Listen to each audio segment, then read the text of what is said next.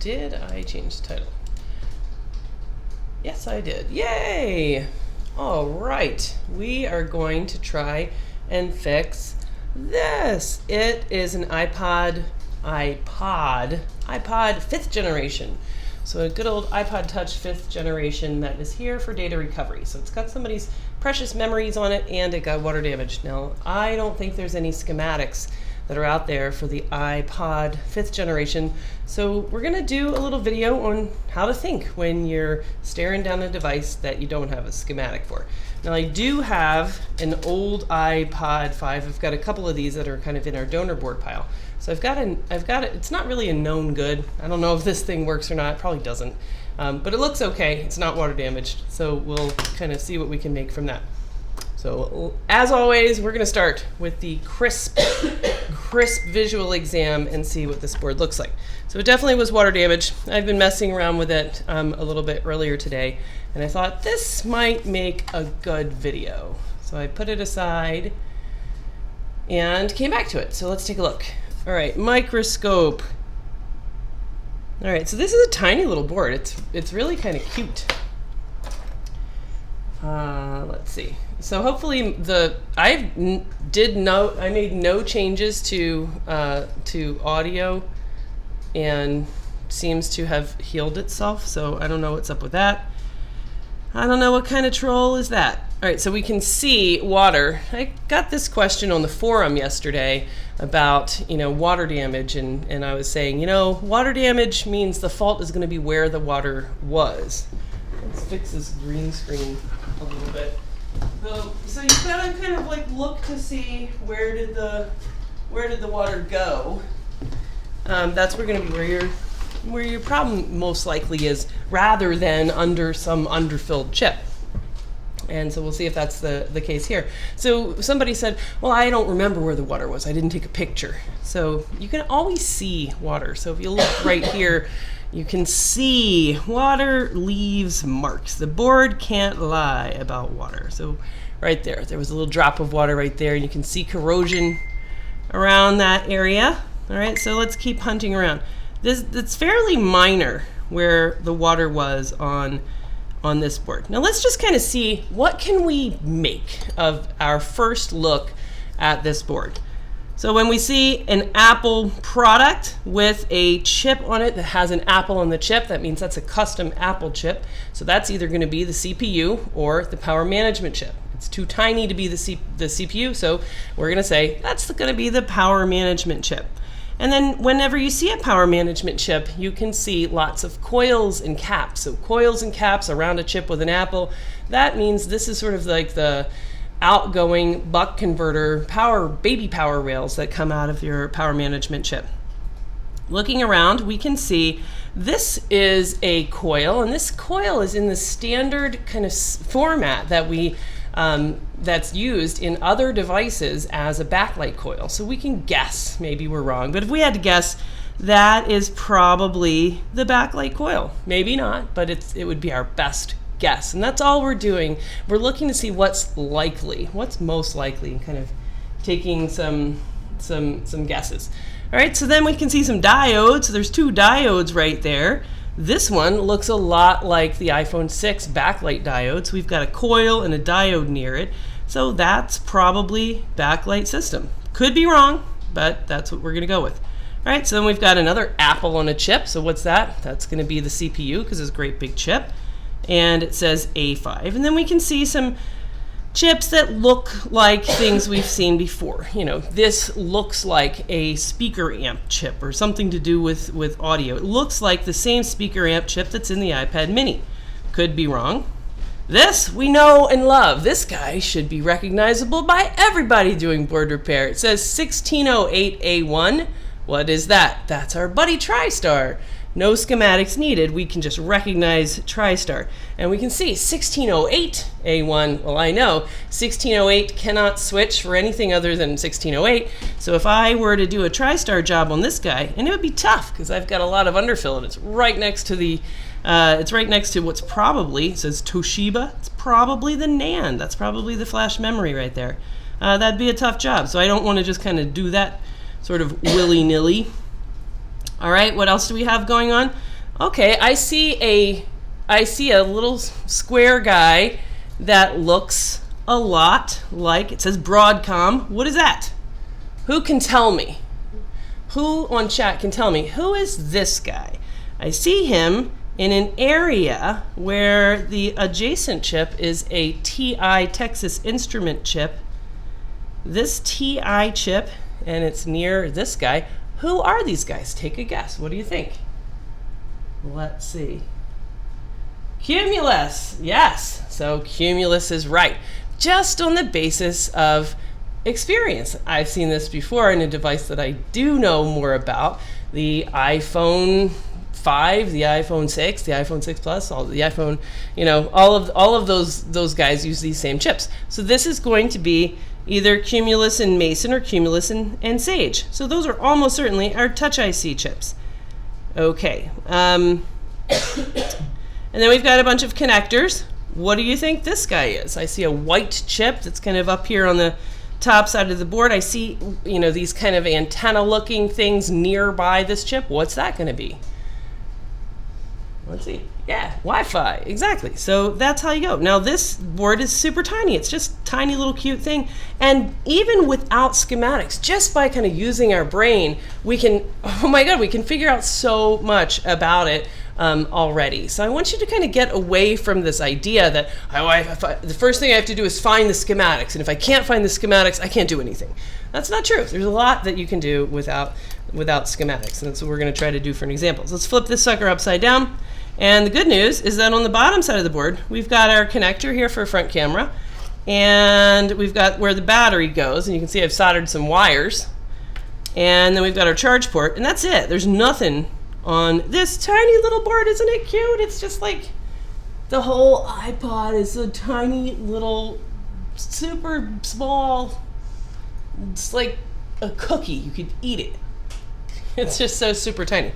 All right, so how are we going to try to figure out why the heck this thing won't turn on? So let's go back to our hand cam. All right, so with any device that doesn't turn on, we're going to start with our buddy, the DC power supply. So let's see what we can figure out on this one. So I soldered some wires to the battery connector, and all I did was tried to figure out where's positive and where's negative. So when we look at this battery connector, I said, where's negative, by getting out my multimeter, putting it in continuity mode. So let's wake it back up. Continuity mode, beep, beep. And then I can just stick anywhere, a probe anywhere on ground. So let's see. So we can guess that, anything around here is going to be ground. There's a screw hole, that's probably ground, and do something like that. And then we can just kind of touch these battery pads and say, anybody ground? You? Nope. You? Nope. Ah. All right, so now we know that's ground. And then if we read the board, one or the other of these must be positive. So what's the third one? Positive and, I don't know, maybe battery data, something like that. So of these two, I'm just going to have to take a guess at which one is positive and which one is battery data. So I'm going to guess that this one over here is positive and the other one is battery data. And I could be wrong on that, and if I'm wrong, then maybe I'll swap it around. Just take it a guess. Okay, so that's our guess. So we're going to hook this up to DC power supply with the good old alligator clamps. All right, let's see. Gas gauge, yes. There's a good old Tim. Hello, Tim. Well, don't you? I would really love for somebody on chat, figure out how to get the GoPro to stop turning off. I have it hooked up, permanently to a power supply, like USB-C power charger, and I have it hooked up permanently to the HDMI input. So I want it to stay on. Wake up, yo. Okay. So let's go ahead and connect negative and positive, and we're going to watch that DC power supply. Do we have a big short? Do we have a big short? No, we don't. So that means I need to prompt this to boot and see, oh, maybe it doesn't have anything wrong with it. I kind of cleared off some of the corrosion. There was a little bit of a couple of pins by the connector that I reflowed. Maybe that was all it needed. So I am going to try and prompt it to boot by plugging it into USB. So let's prompt it to boot and see what happens. Prompt, prompt, prompt, prompt, prompt. Now I'm going to take out the USB so that we can see what is it doing. And it is steady and high. That's a lot. So I'm going to take that off. I don't want to let this sit here and cook. So 750 milliamps, that's a lot. That is going to be a short circuit. So yay, I love short circuits. Short circuits are our favorite problem to solve. I hate it when we're working on a board that doesn't have a short and we're trying to tell ourselves it has a short. But this one actually has a short. Yes, there is a short. Yes, everybody loves to find a short. So much fun to hunt down a short. So we have, this board is really tiny, and we don't really have any way of knowing what line is shorted. So let's just go ahead and throw some cold on it and see where is the heat. So it doesn't really help us to probe around that much because there's nothing that really looks super horrible for us to kind of test. So we'll go ahead and put some freeze spray on it. So we'll put some freeze spray on the sucker and see what we can see. Let's get as much of this under the microscope as we can. Yeah, we can't zoom out. It doesn't zoom out very much. So we'll make this cold. All right, let's tundra that sucker up. All right, so cold, cold. Impatient, hurry up. Come on, winter. Winter, spread across the land. Lock at icy power. What does that mean? Look at icy power. What GoPro camera is that? I believe it's the Hero 5. All right, we got Greg is gonna help me out with my GoPro problem. Okay, so everything's a frozen tundra, so now let's look for heat. So again, I'm gonna prompt to boot. So I'm gonna connect back to my DC power supply, and we're at 0, prompt to boot. We're gonna engage that short, prompt, prompt, prompt. Oh, I see something. So I'm gonna disconnect that power instantly to kind of stop, and see exactly what's going on. I have a definite hotspot, right? So let's see, where's the hotspot? Let's look around. Anything else? Also hot? Nope. As soon as I connected power, I had this sort of immediate hotspot right there on what chip is that? That looks like that is our power management chip. Okay, so we're gonna, so that may mean got a short under that chip. That may be a possibility, but that's not the only possibility. Remember from a recent video, we don't want to be like, see heat, remove chip. That's we don't want to cave brain monkey repair. We want to see if we can use our brain. Here's why I'm not a big fan of going, oh, there's a short under that power management chip, better take it off. Here's why I'm not a fan of that right now. Maybe we will later, but not right now. And the reason why is because if I look at this chip, does this chip have a way for water to get underneath it? So there's this border here of underfill. So this chip, it appears to have a thin layer of underfill right around the edge of it. It's not very thick. It's not going anywhere. I think it would be difficult, not impossible. I think it would be difficult for water to get under there and actually short balls together under that chip. So let's see if we can just figure out what line is short by kind of probing around. So let's just see if we can find a short. We probably have a full short to ground. So even though I don't I don't know what's good with diode mode, let's just probe around and see what we can do. Yeah, I got some guys going, not the PMIC. Flip the board, we did that. There's nothing on the bottom side of the board. Okay, so testing with multimeter is the right way. Yes, exactly. All right, you guys are on it today. It looks like there's an idle time setting in the settings in the GoPro that you can set to manual. Excellent. I will look that up. All right, so how about this? Let's just probe around. So let's beep these together, and I'm going to park one of my probes on ground, so screw hole, something like that, or this bracket. And let's just kind of go on hunt randomly and see if we can find anything that seems like it's short. So these caps are only beeping to ground on one side, which is normal for a cap. What about this guy? Nope. So this is a coil. It should not beep to ground, and it doesn't. And this cap only beeps on one side. Now I'm going to miss any partial shorts doing this method, but because it's let's see, is that it? Nope. Because it's 750 milliamps, that's probably a full short. So let's just see what we can find. Nope, nope, nope. Hello.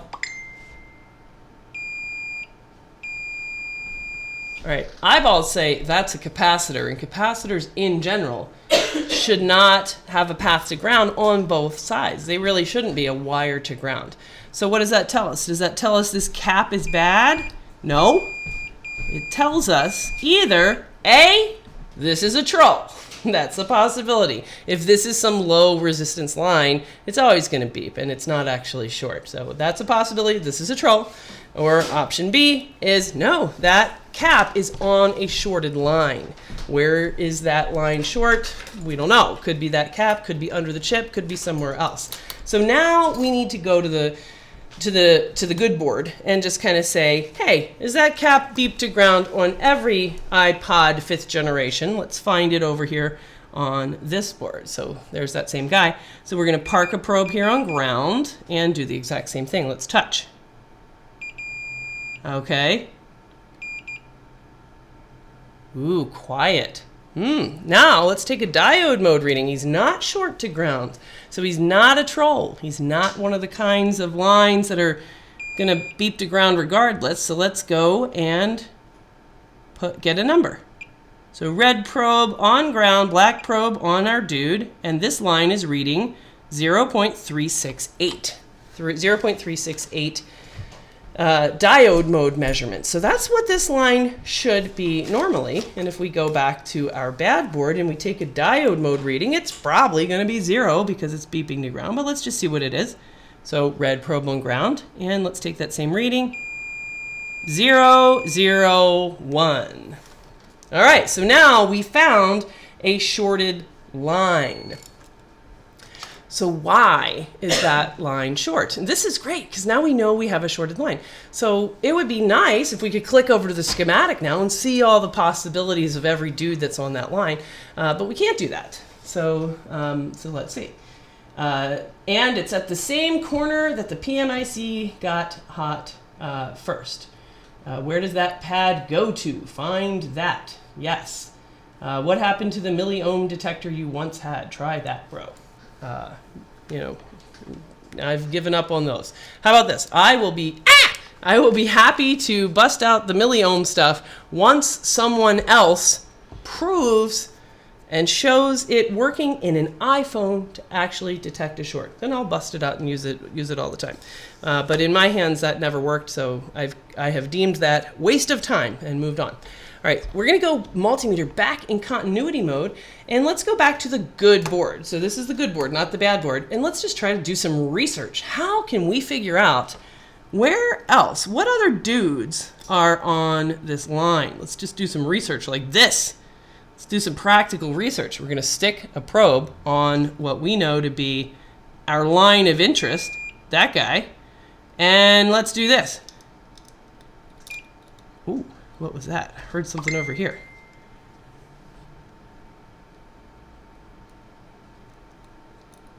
Anything? Now this is tough because if I start touching, if I start kind of like leaning on ground. Oh, here we go.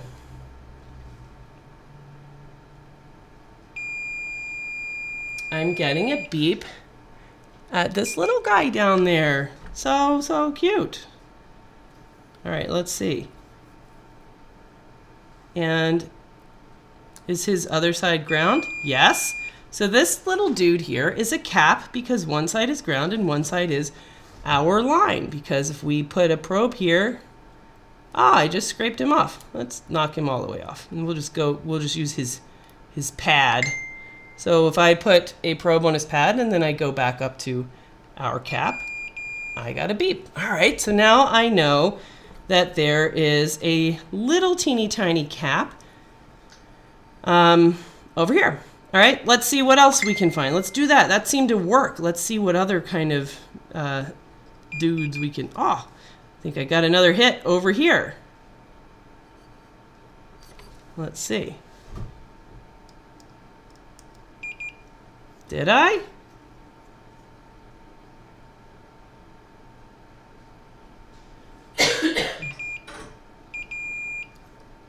Okay, I think it's this. I'm going to go back and stick a probe on what I know to be our line right there, just so that I can kind of get this all in one frame. And right here at the very corner of the CPU,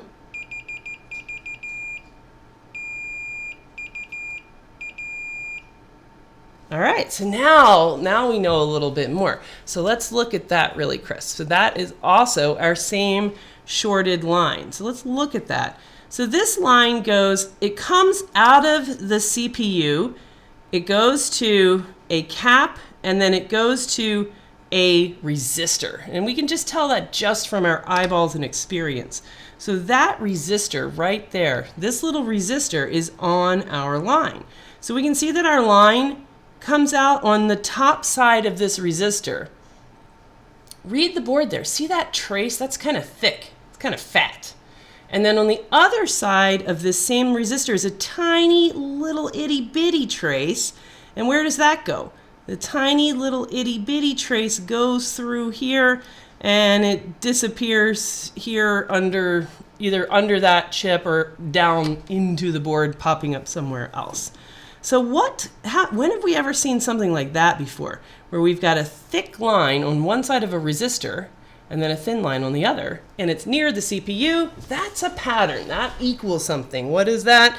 That is going to be a pull-up resistor for some kind of a CPU data line. And now most of those lines are most of those data lines are generated from the 1v8 power line.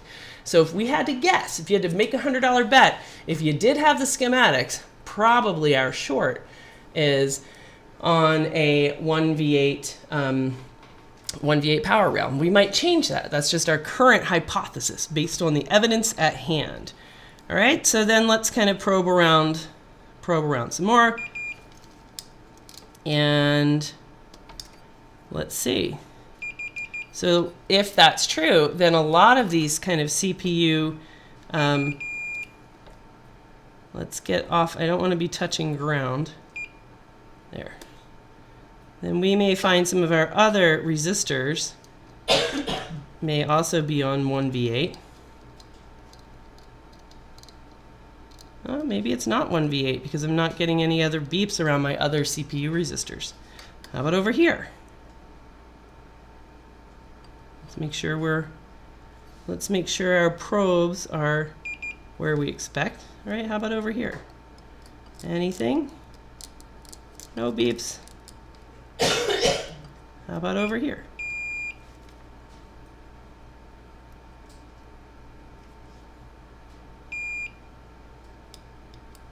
All right, so I'm getting a beep.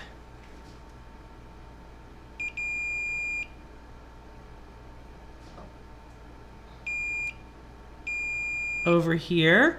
And remember, this is kind of near a chip that we decided was probably like a speaker amp or audio chip.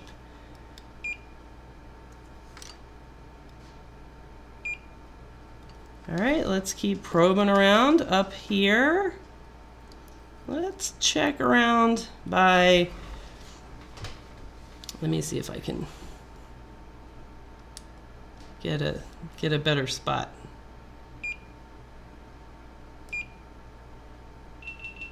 No, don't turn off.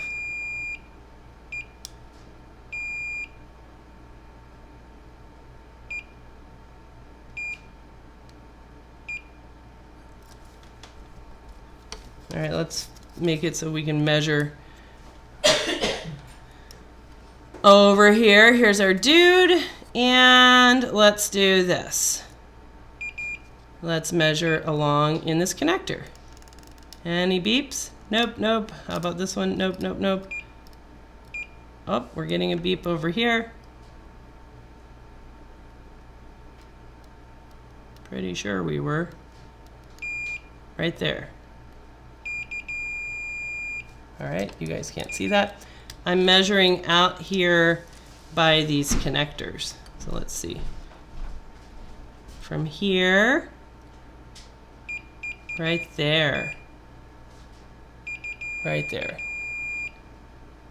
I'm getting a beep there. And let's see, anywhere else? I'm getting one here. This looks like a filter up here. Yep, because I'm getting a beep on both sides.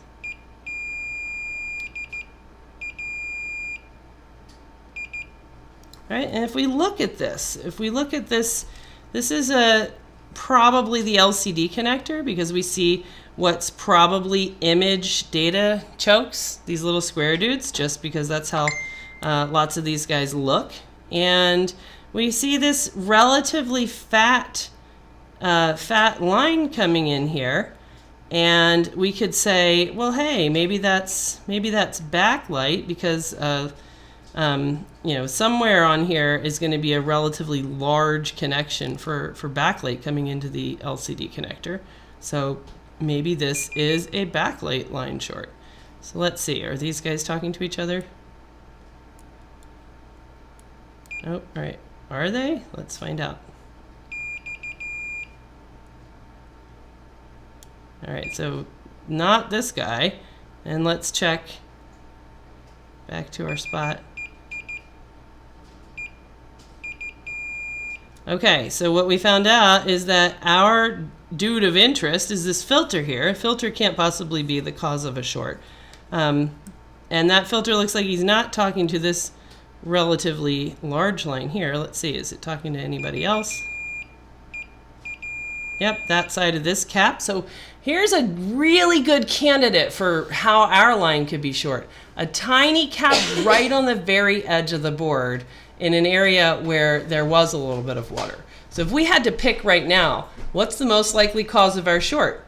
This tiny cap on the edge of the board, and remember, we're looking at the good board, or under the PMIC where it's getting hot, what would you pick? You would pick this cap. Let's put our eyes on it. Let's go hunt that down on the bad board and see what does that look like. All right, so let's orient this the same way. And let's see. All right, so what we just found out is that this cap, this is really out of focus. Let's try to line it up with what it looks like under the microscope. There you go. So that cap there is really close to what was kind of a banged up area over here that I cleaned up a little bit. Some of these pins here were fairly corroded. So maybe this cap here is the reason why we have a short to ground. Let's see, is he actually on our line? If he is, then we're going to get a beep to ground on both sides of that cap. So if I park a probe on ground. Yep, so as expected, that guy is on our line. Now he doesn't look bad, but just let's kick him off because it's easy to do. There we go. Now let's just make sure that probably wasn't it, just because he really doesn't have any physical damage. But let's find out. Do we still have a short?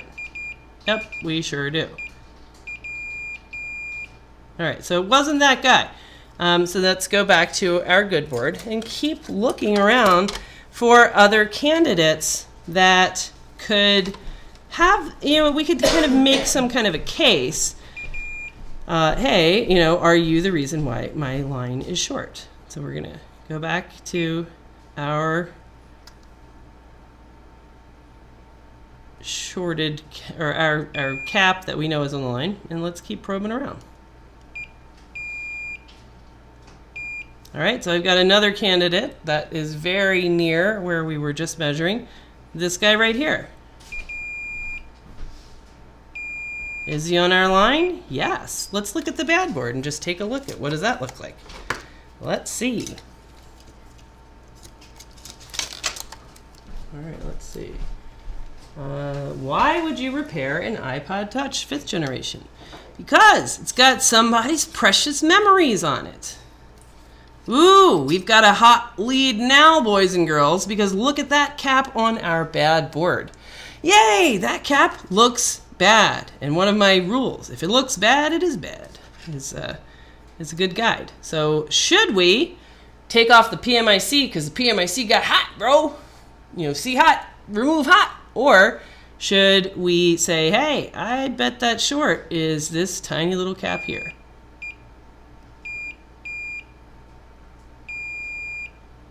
Oh no, it's not short. Oh yeah, it is. All right, let's see. Maybe it's that dude because he looks like he was in an area that was kind of garbled up. All right. Now let's see, do we still have a short? Let's see. It's a little unclear with all of this. Let's go back to our main bro. Yep, he's still short. God damn it.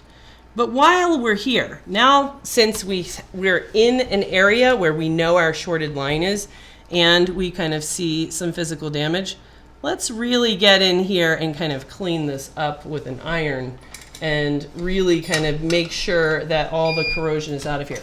I did not put this board through ultrasonic because it would be nice to just kind of fix it really quick without having to, you know, do this, take it out of the charge port and blardy blardy blar.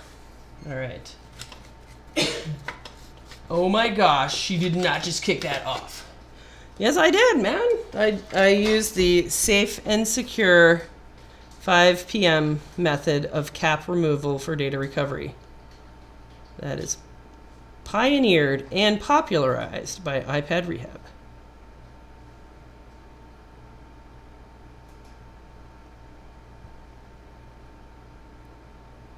Don't want to take any unnecessary risks.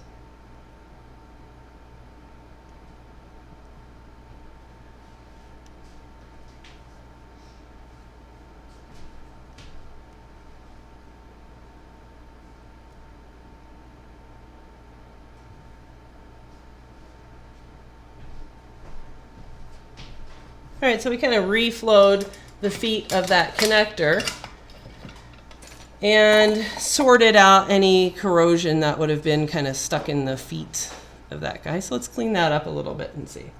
She's a radical. Time to kick frank corrosion out of there. Yes, I always hate frank corrosion.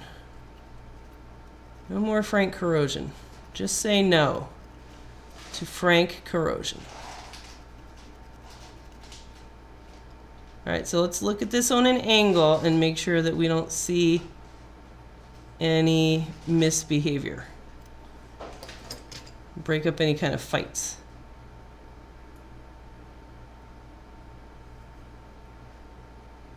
Make sure nobody's talking to anybody that they're not supposed to. All right, let's go back and check to see, do we still have a short? All righty. What up, Tar Man? Okay, let's see.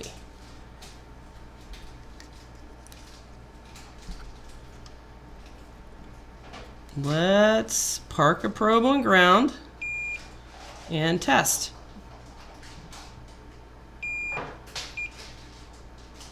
Oh, hello. Isn't that on our line? Let's go back. Did that do it? Let's see. Nope. All right, let's see.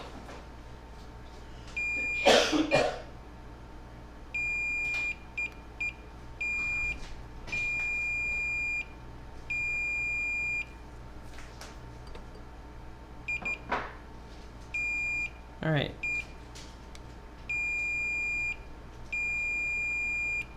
All right, so this little cap here, my fingers are in the way, plus it's really tough to make it so that you guys can see in this teeny tiny little area.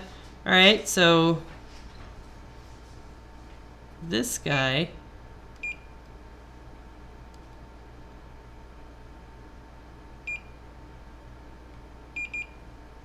it's very hard to tell if you're touching ground or not. All right, so let's go back. Let's go back to our dude. Yep, so that's still short. You know what? I see right there on the board with kind of crisp visual exam. I'm a big fan of crisp visual exam.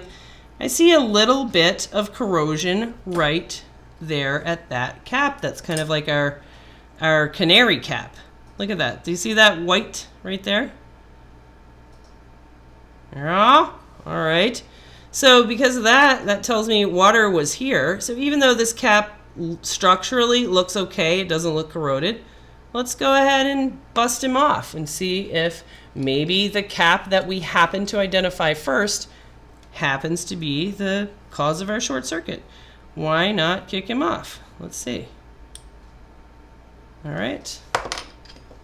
And ejected from the game. Let's see. Let's see if we still have it short. All right, whoopsie. Okay, so let's check. Ground. Nope, it wasn't him. Which is almost always the case. Whenever you find a cap, it's easy to be like, oh, that's the reason why we have a short. But not the case. Okay, so let's see if, let's park probe here on our line, and let's go over and see if in the other area where water really kind of was at this edge of the board here, there was a little bit of water here along this connector, a little bit here, looks like, there was a dude that dude looks kind of in bad shape.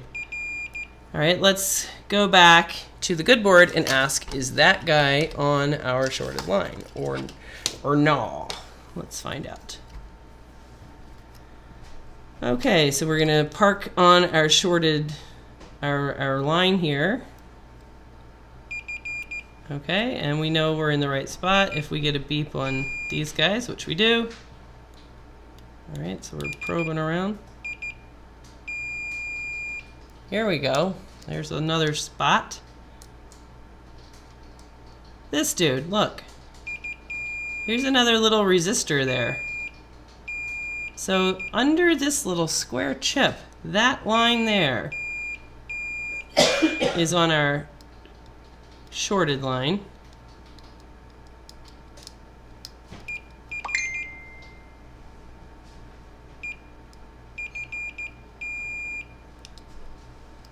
All right, let's come over here. Try to get both probes in the same area. Anybody in any of these connectors?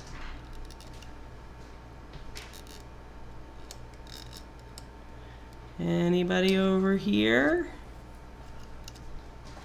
Let's test to make sure I'm still on the spot. Yes. Anything over here? Anything over here? Anybody want to beep? Come at me, bro. Come on. Beep. Show me yourself. Show yourself.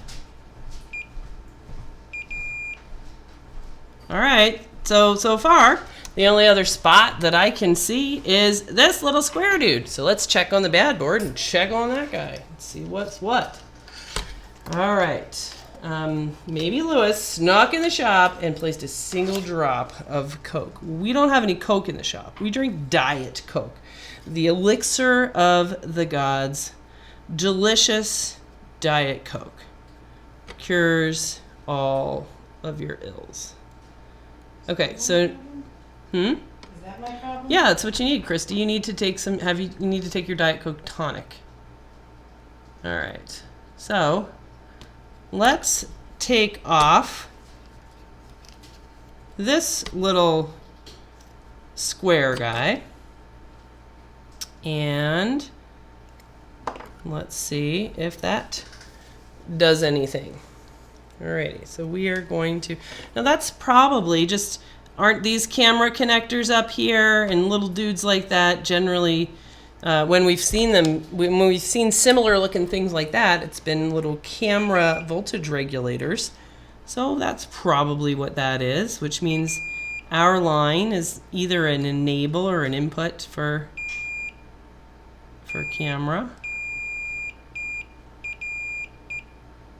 Okay, so we're gonna see what happens if we take off that little chip. Why not?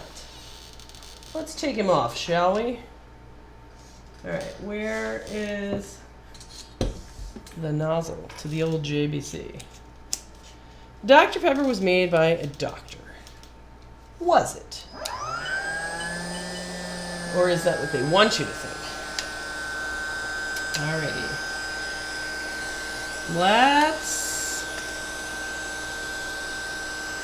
I think it's pretty funny to be the guy that gets to like come up with the generic like Sam's Club names for things. Dr. Thunder. Dr. Lightning. No, Dr. Thunder. Dr. Thunder it is. Christy, what would you call Dr. Knockoff? Nurse Pepper. That'd be hilarious. Give me a little Nurse Pepper.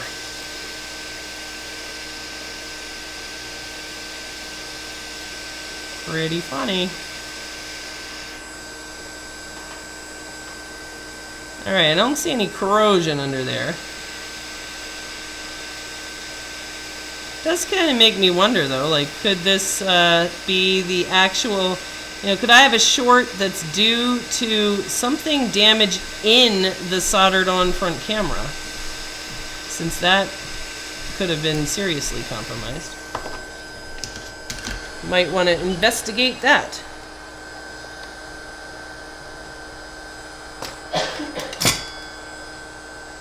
Alright, let's make these nice and tidy. Tidy little pads. Alright. What does Jessa think we should drink? Water, obviously. Everyone should do as I say and not as I do. I don't have very many vices left. So right now Diet Coke is pretty much the only one. I don't think that I will be able to give up Diet Coke anytime soon, but you never know. I'm going to take off this guy as well. Alright, let's see if that made a difference for our short circuit. We are kind of probably getting close to saying, well, we don't see very many other candidates other than going back to the ye old PMIC. Alright, so we still have our short to ground. And let's see. Go back to our good board. And let's see, is there really wasn't very much damage other than really right over here in this area. So let's see, is anything else around here part of that whole gig? Anything else here in the water damage area? Any of you guys?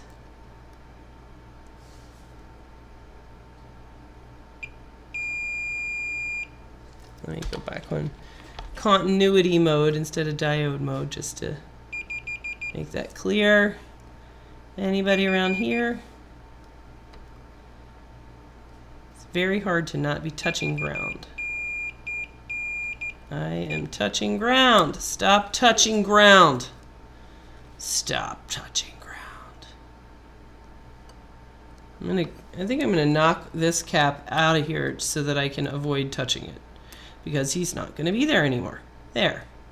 Get out. Go on with your bad self.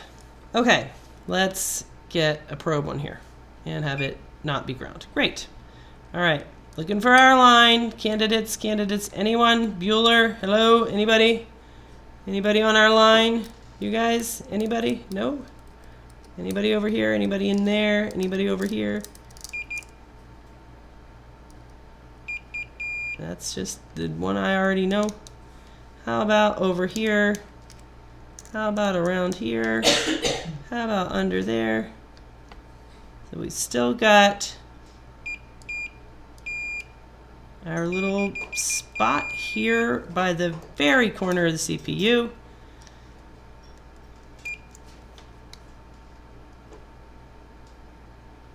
Nobody there.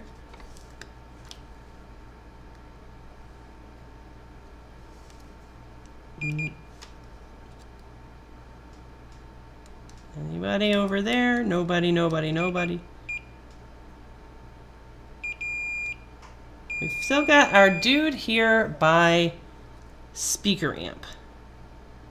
All right, so let's kick off that guy on our bad board. How does he look? Covered with underfill. Doesn't look like he could possibly be affected, but let's send him to his death. Anyway, let's just let him meet his maker, just to be mean. Just to live up to the reputation of being mean. There. All right. Undoubtedly still short, but still. Alrighty. Who kicked the habit? Q's1 was able to stop drinking Diet Coke. Blasphemy. No one can stop drinking Diet Coke. Alright, so we still have our short. That kicking off that guy did not help us. It's still shortening over there. Yep, still shorty McShort.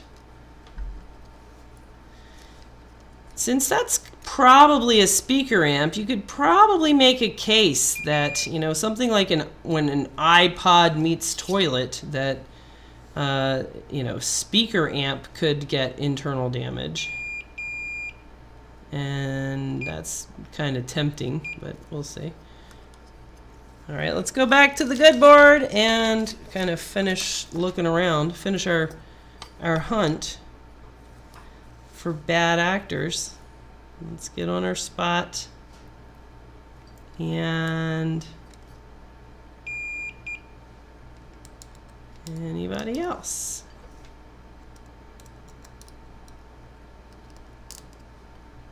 Anybody around here? Anybody by NAND?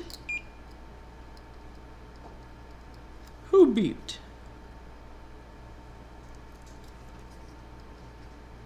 Somebody by this other thing that looks like a Cumulus chip?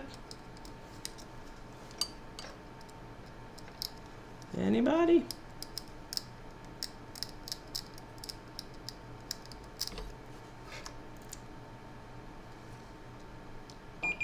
Okay, I have looked over this board pretty well, looking for, look at the A5 chip. It's got a hole in it. Not this one, not this time. This one's still iCloud locked. So we have used our good board to identify our line, and we've done a pretty good job. We found a whole bunch of different dudes that were on our line. We had one of them was had what looked like physical damage, so that was like a hot lead, but it turned out to not be the cause of our short circuit. So now that we've really kind of examined all of our possibilities outside of this power management chip, even though the power management chip doesn't look like there was a way for water to get under it, now we've kind of have to kind of change our probability structure. So most likely was, hey, some cap or some bit of corrosion somewhere on this board is going to be the reason why this line is short. And then after we've now looked at everything and eliminated guys that were in that category of on our line and had water was on them. We've already eliminated all of them as far as I can tell. We'll do a double check, but I think we've eliminated all of them. So then we have a case where, well, we did see one dude on our line that did have physical damage that was where water was. He wasn't short, but it tells us that because water was there, that is a mechanism for when water acted like a wire of connecting that together, which could have sent current back up this line and damaged it internal to a chip. So this would not be water under a chip. This would be electrical damage from the actual short itself. All right, so we have ruled out our speaker amp cap. We've ruled out our cap next to the PMIC itself. We have already, let's see. Here's something we can do. Let's try this. Before we move on and say, hey, we got to take off this PMIC, let's do this. Let's go back to the good board, and let's say that our line in question, does our line in question get to this cap through a coil? So let's see, does this talk to any of these coils? How about that one?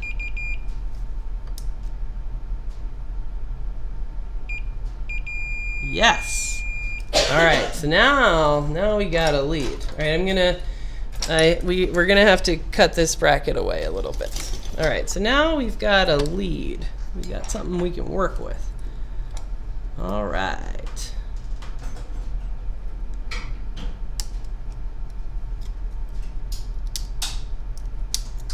I've got a hot lead.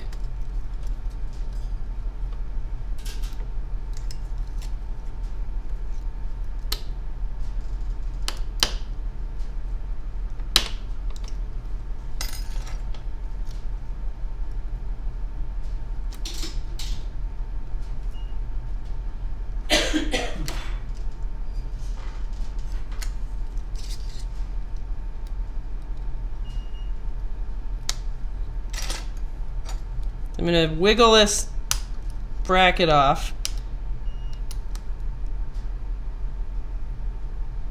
Come on, piece of crap. Just want to get to your coil over there. I really don't care about you that much. Just want to get to the coil over there. There we go. Okay.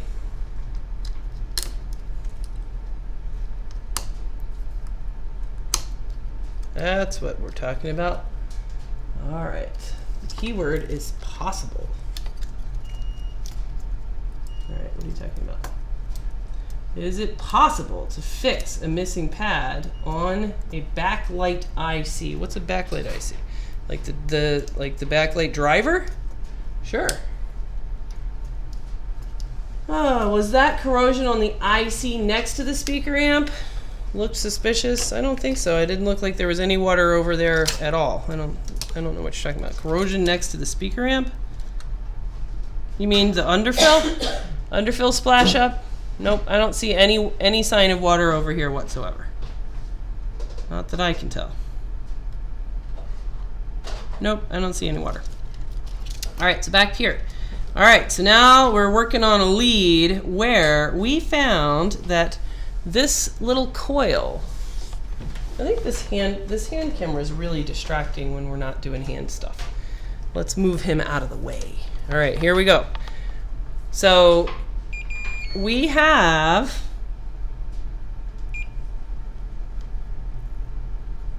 our line here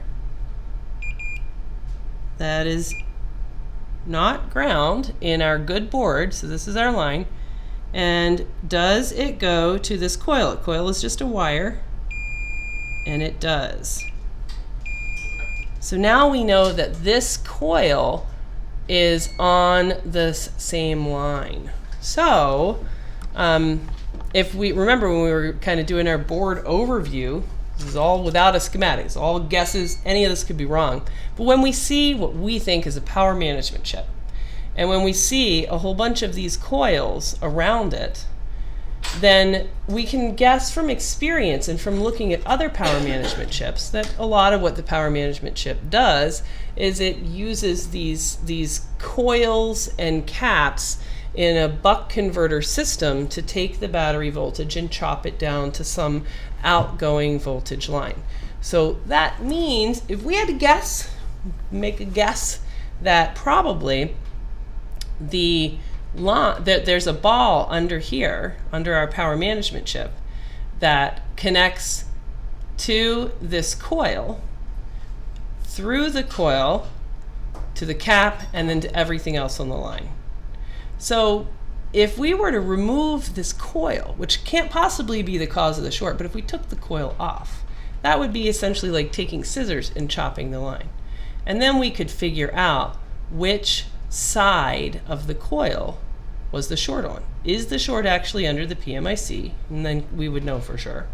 Or is it on the other side and it's one of these caps or something else further out on the line? So how about that? All right, the backlight IC next to the chip and the iPhone 6 having trouble fixing the missing pads on it.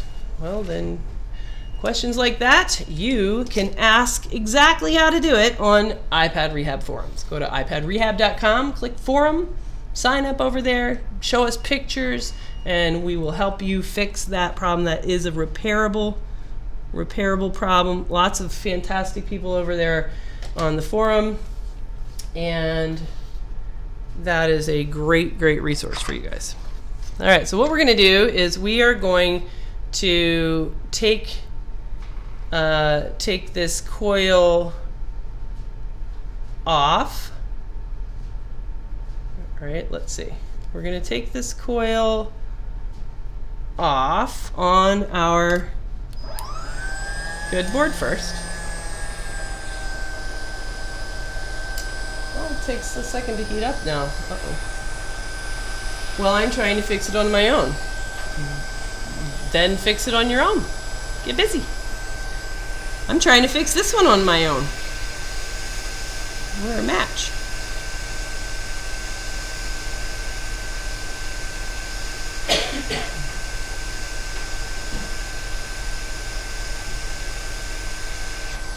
All right, so we took that coil off, and let's see. Moral of the story is remove your coils before hunting your shorts. Not necessarily. I mean, taking that coil off is a risk. That's heat. That's underfill. You don't want to do that unless you have to.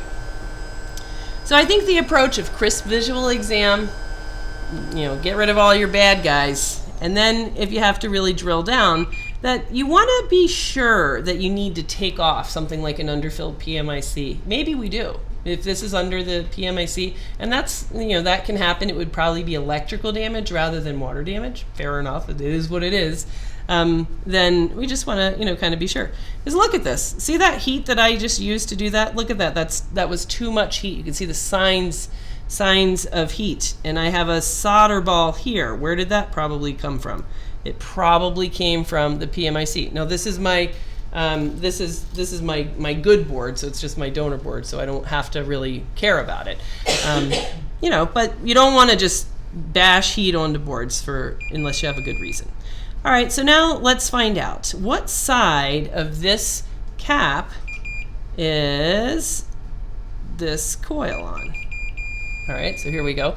So now we know that the cap side is here, which means that from here, this is probably this coil, the internal pad closest to the PMIC, that's probably the pad that connects to the PMIC.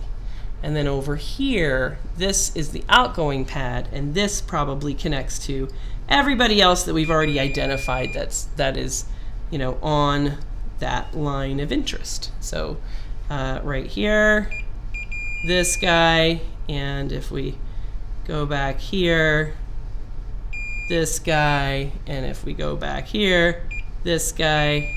Yes.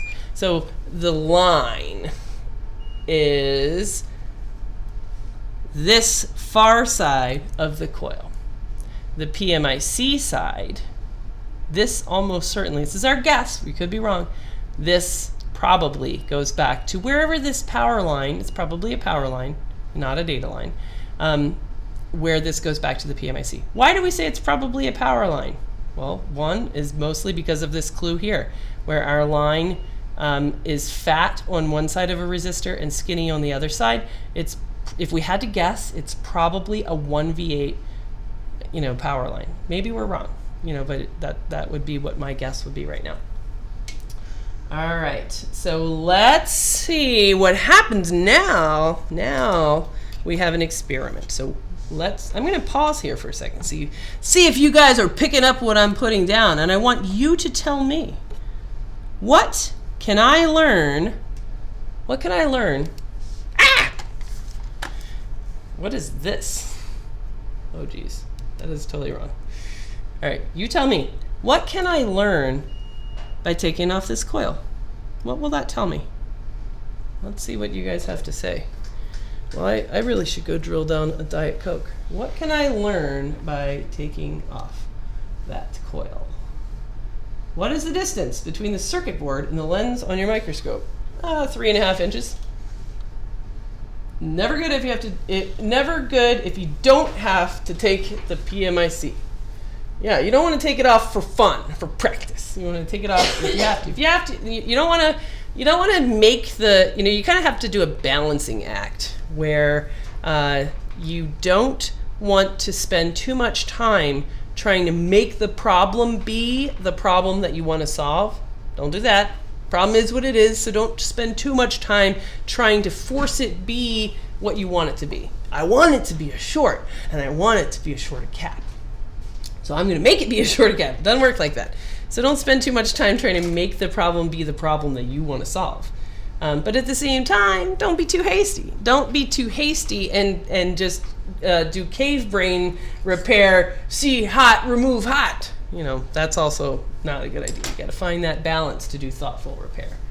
All right, here we go. Tech News says that you can narrow down.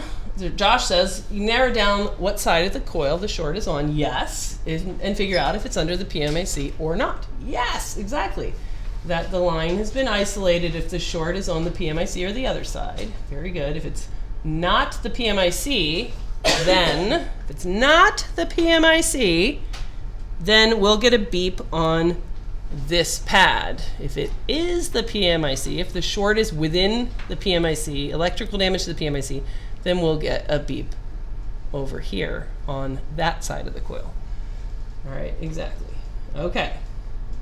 How is underfill applied? All right. If you use the Barlow lens, it's much more, but a slight reduction in image quality, mostly light. We did just start selling the 0.75 Barlow lens at iPad Rehab Supply. Go head over to iPadRehab.com and click Supply Store. And you can see our beautiful new best beloved tool here. Everyone should have one of these. I love this thing. Sat here for months not using it because I was an idiot and was too afraid of it, but now love it. I've been doing all sorts of bold repairs that I previously thought were hard. Love that thing.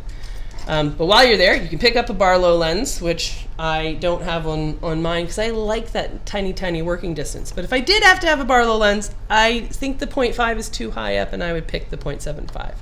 All right, so this coil, now we need to actually care about this. We need to get this coil off without spooging solder balls here, and we really don't want to bother the PMIC. Guess how we're going to do it? I know. Let's use our buddy, the bottom heater. Yay!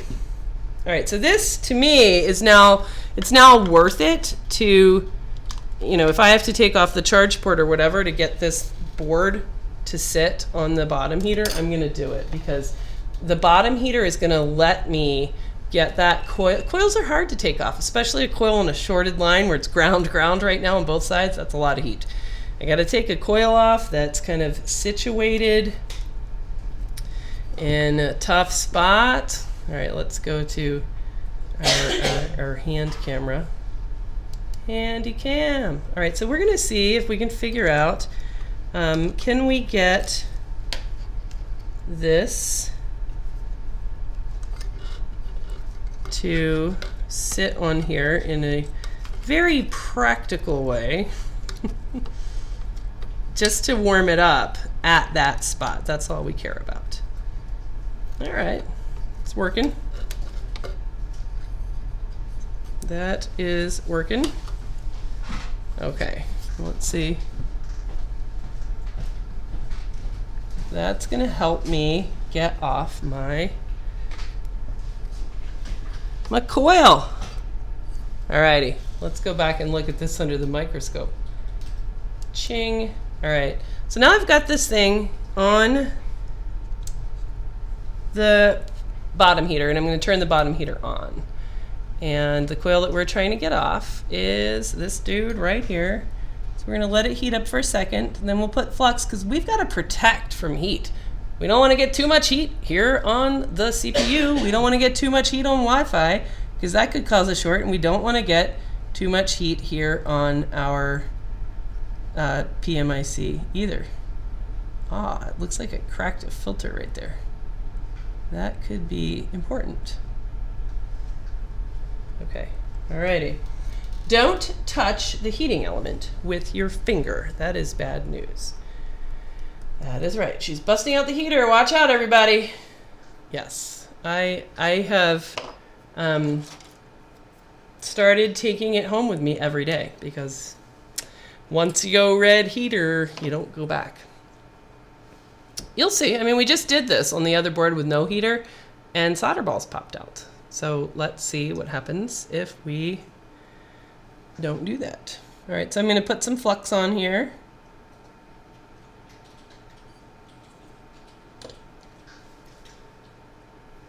Alrighty.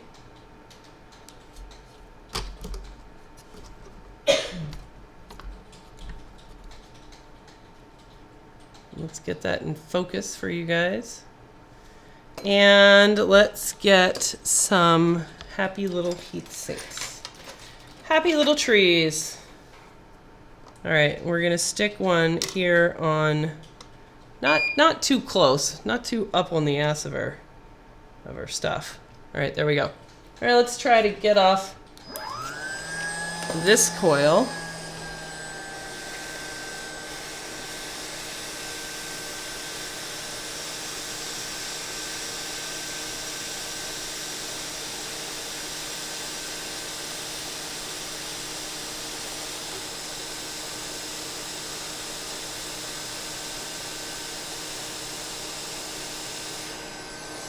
There we go.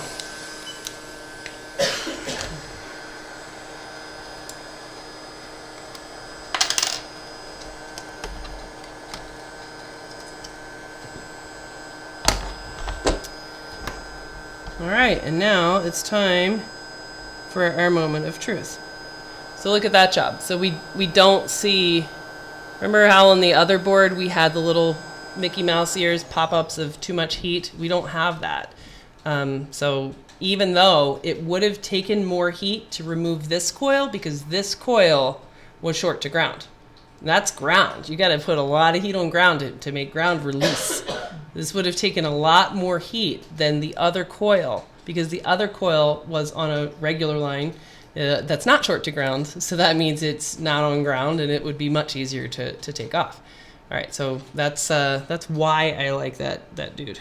All right, let's find out where is our short to ground? Is it within the PMIC, internal damage to the PMIC, or is it someplace else? Let's find out.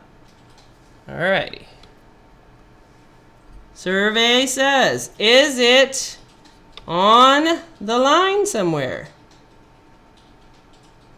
I hear quiet. Is it within the PMIC? Yes, it is. All right, now we know for sure. And in fact, now that makes everybody on our line is now nice and quiet. No more, look at that. See, we're over here on our dude, our main man. No more short to ground. See that? No more short to ground. And same thing for everywhere else. If we park on ground and we go out to here, no short to ground, no short to ground. And if we go back over here to our buddy speaker amp, one side is ground and the line side quiet, no short to ground. There we go. See that? No short to ground. Okay. So now we know that we have a short and that the short is under the PMIC, and we can guess that it is electrical damage to the PMIC.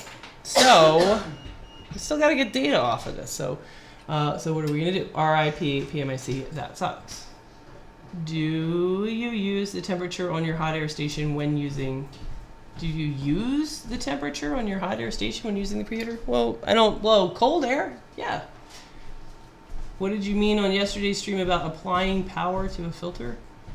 I don't know what you're talking about. What? Is it a big crack or is that hair on what? I don't think there's any big cracks on anything. On the PMIC? Let's check. All right, we still need to get data. So we have two options. Let's see what you guys think. Option number one, we could take off this crappy PMIC that's got a big ass short.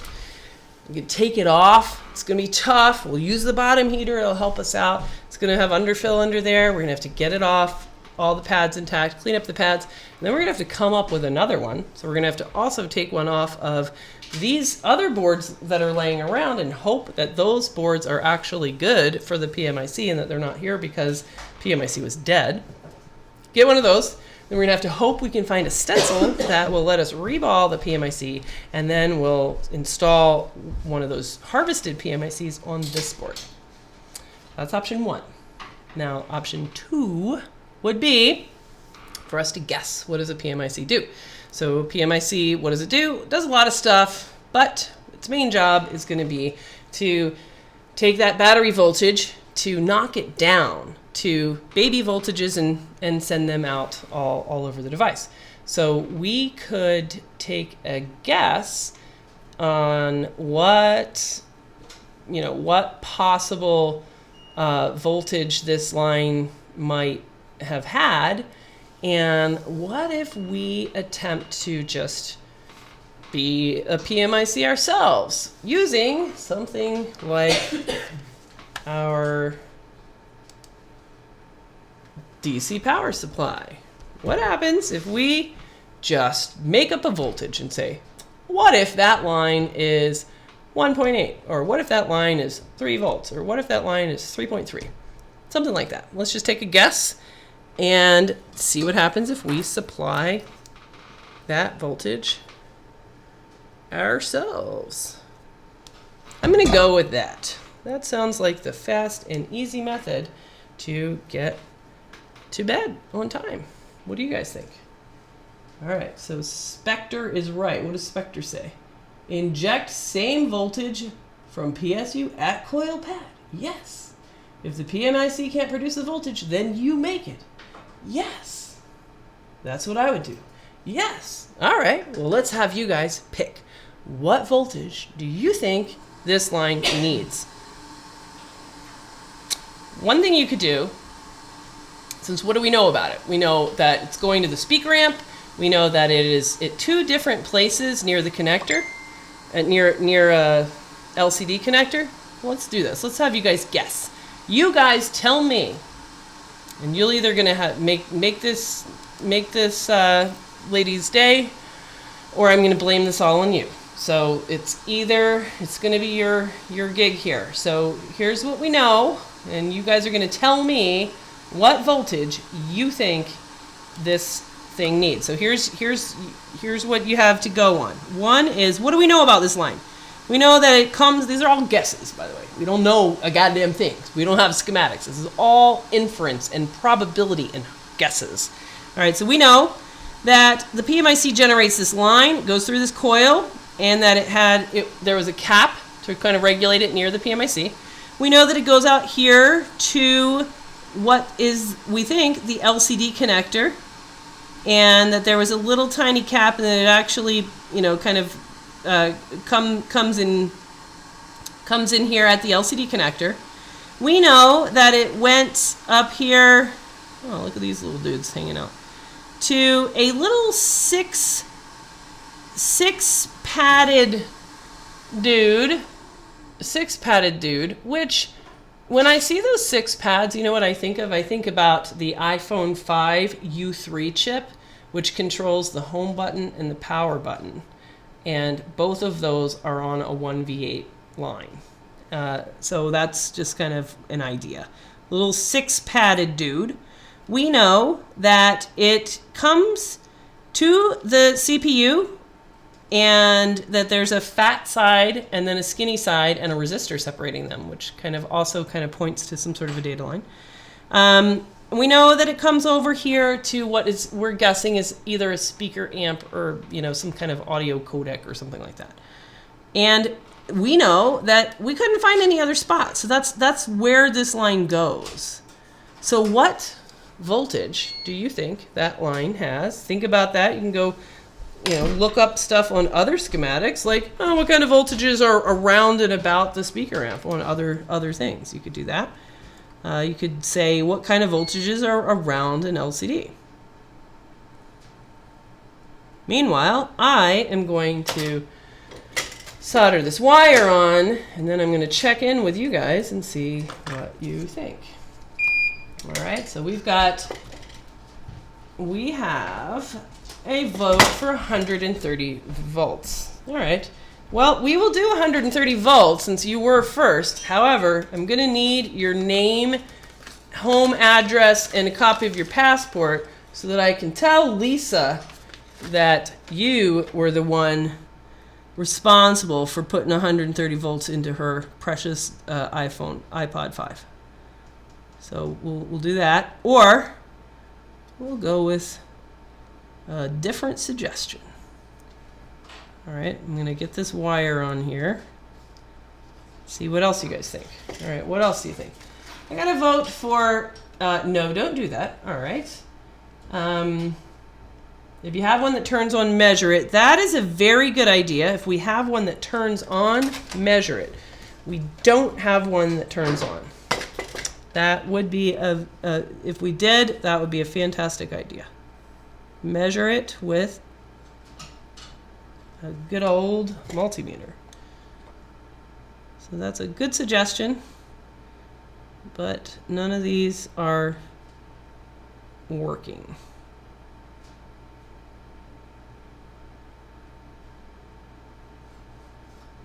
All right, and then we've got vote for 3.3. Method Man says, because he knows that you get these random PMIC failures on the 3v3 line in multiple different devices. All the way from, I just saw one yesterday on an iPad 3 of all things, 3v3 out short. So 3v3 is a good suggestion. And I've got 2 volts, 2.7, and then we've got 1.8. Tech News saying 1.8. Somebody talking about railroad. What? Spectre says, I'd start at 1v8 and then go up to 3.3. I like that idea. Because 1.8 is either going to work or not. If it's an actual 1.8 line, then you're good. If it needs 3.3 and you try 1.8, it'll just simply not work, but you probably aren't going to hurt anything. It's kind of like, just anything else. Like if you turn on your, water pressure to pump water, out of your faucet at your sink, and you don't have enough water pressure, the water just doesn't flow. But nothing bad really happens. All right, a couple of 1v8, 1v8, 1v8. Somebody says, look at the schematic for speaker amp for another board. That's your job. That's your job. All right, something about trains. Voltage on working. 1v8, 3v3. 1v8 and 3v3 goes to the speaker amp. Okay. All right. So it sounds like the consensus is let's start with 1v8, and if that doesn't do anything, then we'll try 3v3. I think that sounds like a good plan. All right. So now I need to get some cables that I can use. Let's see what I have in my shit pile.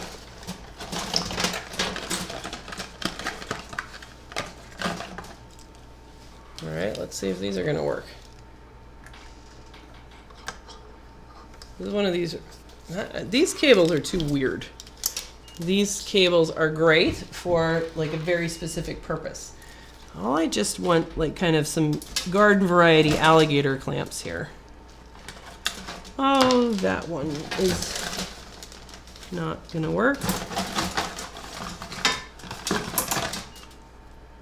That is just a probe. They say he's just a probe.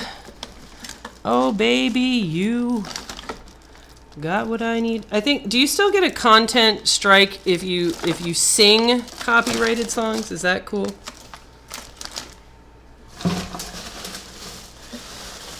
Christy, what are you fixing over there? iPad Pro. iPad, you're the iPad Pro. Did you know? They all come over here. Yeah, you're the iPad Rehab iPad Pro. I think that's what it should say on the new website. Christy Dryden, iPad Rehab iPad Pro. Pro. Yes. All right, here we go. That sounds professional. Totally profesh. I was telling them earlier today that I want to change on the website, Mark, instead of it saying like, lead technician and course instructor. I just want it to say token dude.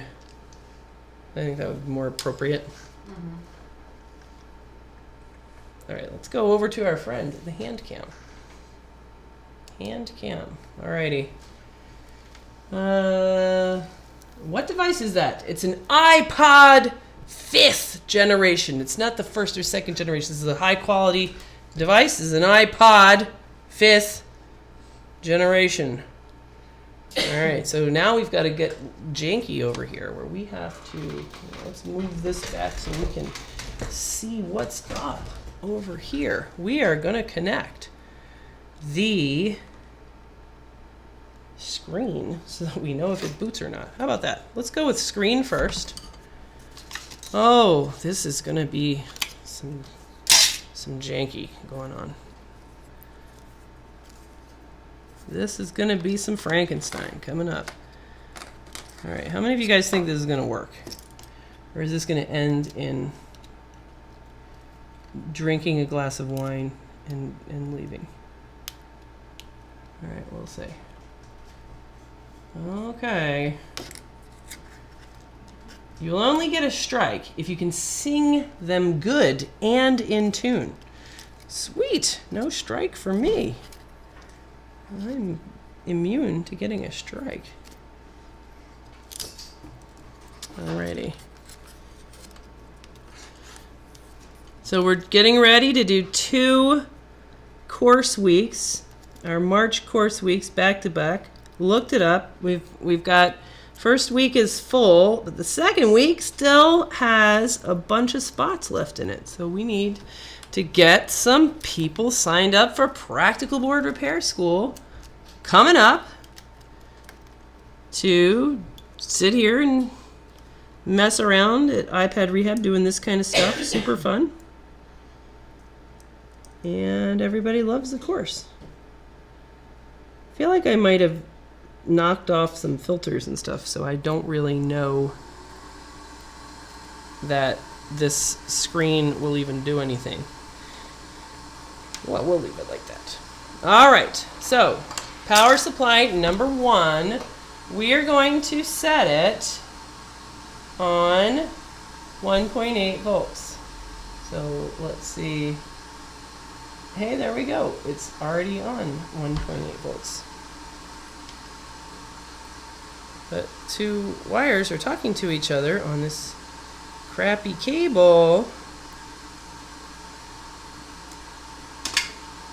All right, there we go. Let's see. How are we going to do this?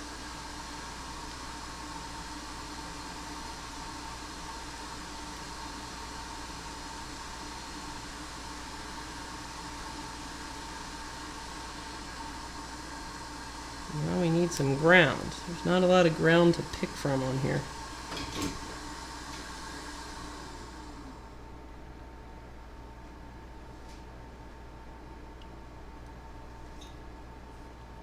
Slim pickings for ground. Okay, that's one.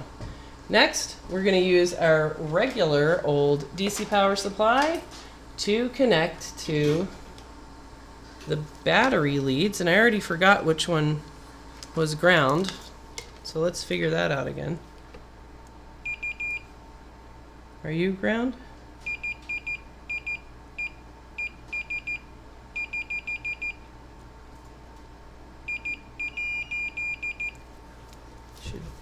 Seem like you should have a stronger beep than that, but what do I know? All right. Ground. And this thing. All right, so now, really, to know whether or not this thing is booting, rather than seeing what the screen does, which is probably nothing, we're going to see whether or not it has a normal boot signature or not. All right, so as far as we can tell, we have battery power connected to the battery pins on the board, and we have our DIY PMIC 1.8 volts. That's our guess as to what's going on at our formerly shorted line that is still short within the PMIC. So now we are going to see what happens when we prompt to boot. So we're going to prompt to boot, and you know what? We're not going to be able to see this because we're still going to have a short, so we're going to still see current overload. So we will prompt to boot, prompt. So see on DC power supply, it's still a short. And I don't really think we're going to be able to tell it. We don't see anything on that possibly working screen. I don't know. I'm going to, however, leave the USB connected here into the computer. I also don't know if this is a known good charge port or not. All right, let's just see if there happens to be any image. So I'm going to rip up this screen to check on that. All right.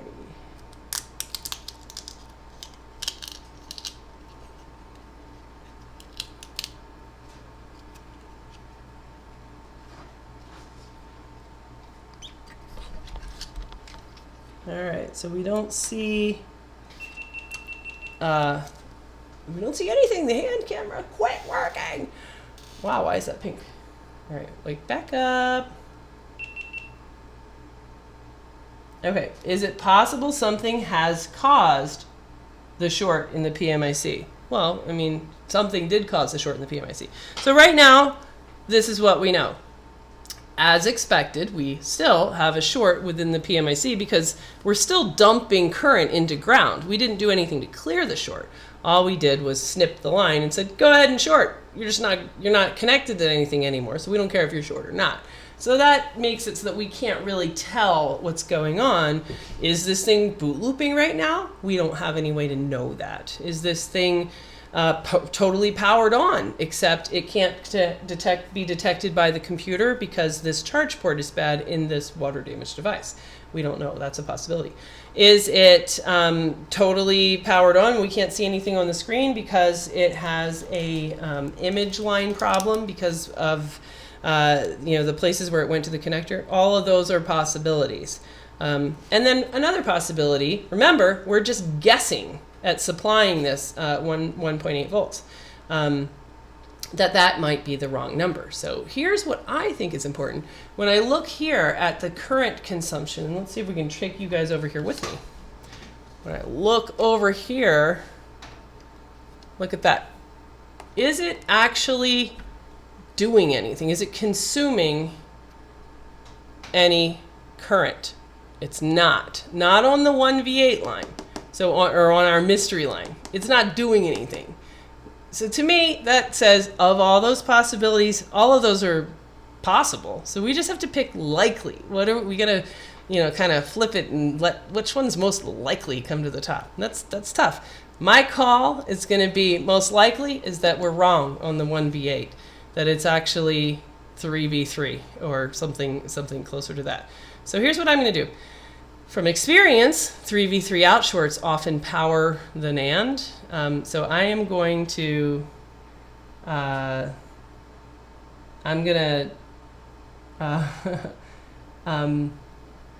I'm going to do is I'm going to disconnect this power here. So I'm going to disconnect this and catch this GoPro before it falls on the floor. Sweet. Alrighty, here we go. And I'm going to disconnect this. And I'm going to say, all right, I'm going to turn this up until I kind of see a flicker. So a voltage is a push, just kind of pushing electrons into a wire, but it's not actually moving. I don't have electrons moving because that says 0. So let's see what happens if we turn that up. So let's see, I'm going to turn it off. I'm going to turn it back on. Let's see, how do we turn that up? Like this? Does that do it? Nope. It does.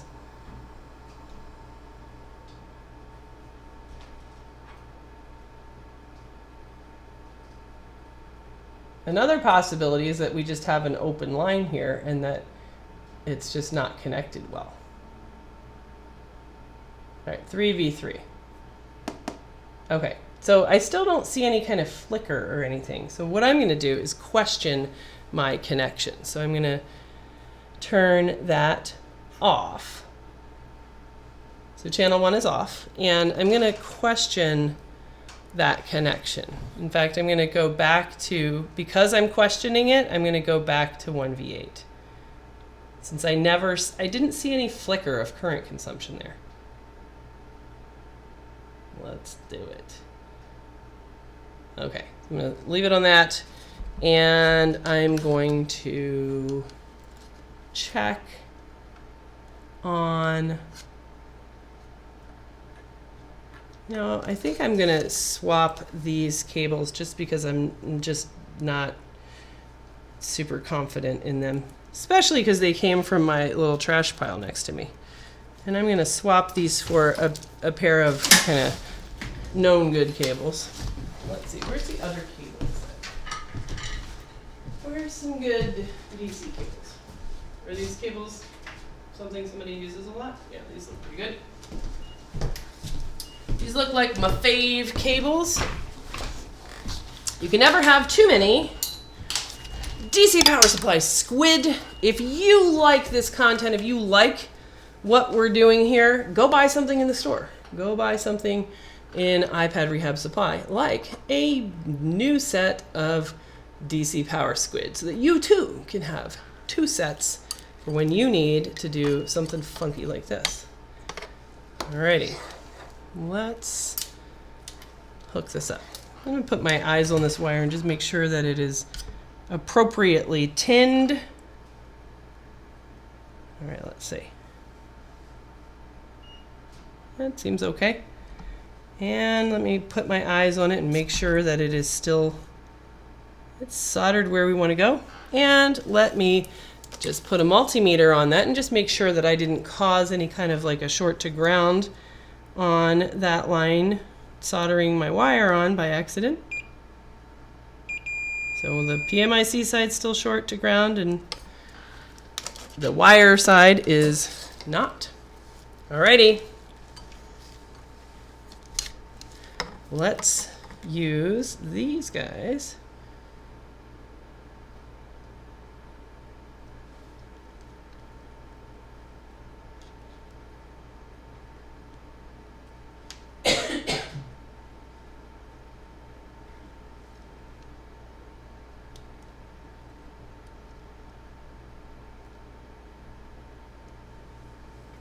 All right, now I have 0.01.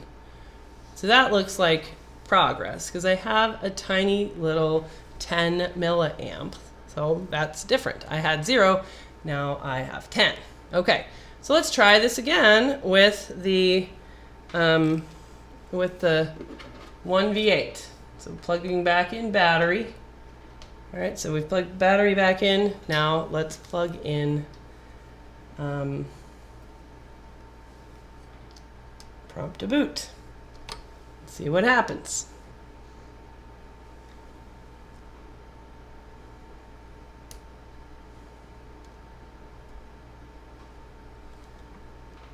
All right, let's see. I don't see anything, I don't think, on the screen that is of questionable origin. Yikes. Let's check for an image. I don't see an image. All right, is this all still hooked up? Is that still hooked up? Nope. All right, so let's do the same exact thing where we're going to question, maybe it's not 1v8. Maybe it is 3v3. So I'm going to get this hooked up a little bit differently.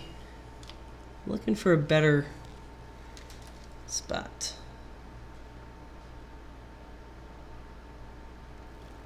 All right, I like that spot.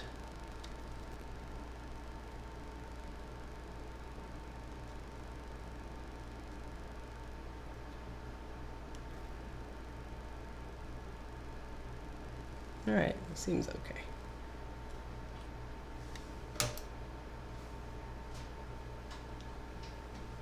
And this needs to be plugged in here and not come out. All right. I'm going to try that one more time, and then we're going to go to a different voltage. All right, so plugging this in and prompting it to boot. Prompt, prompt, prompt to boot.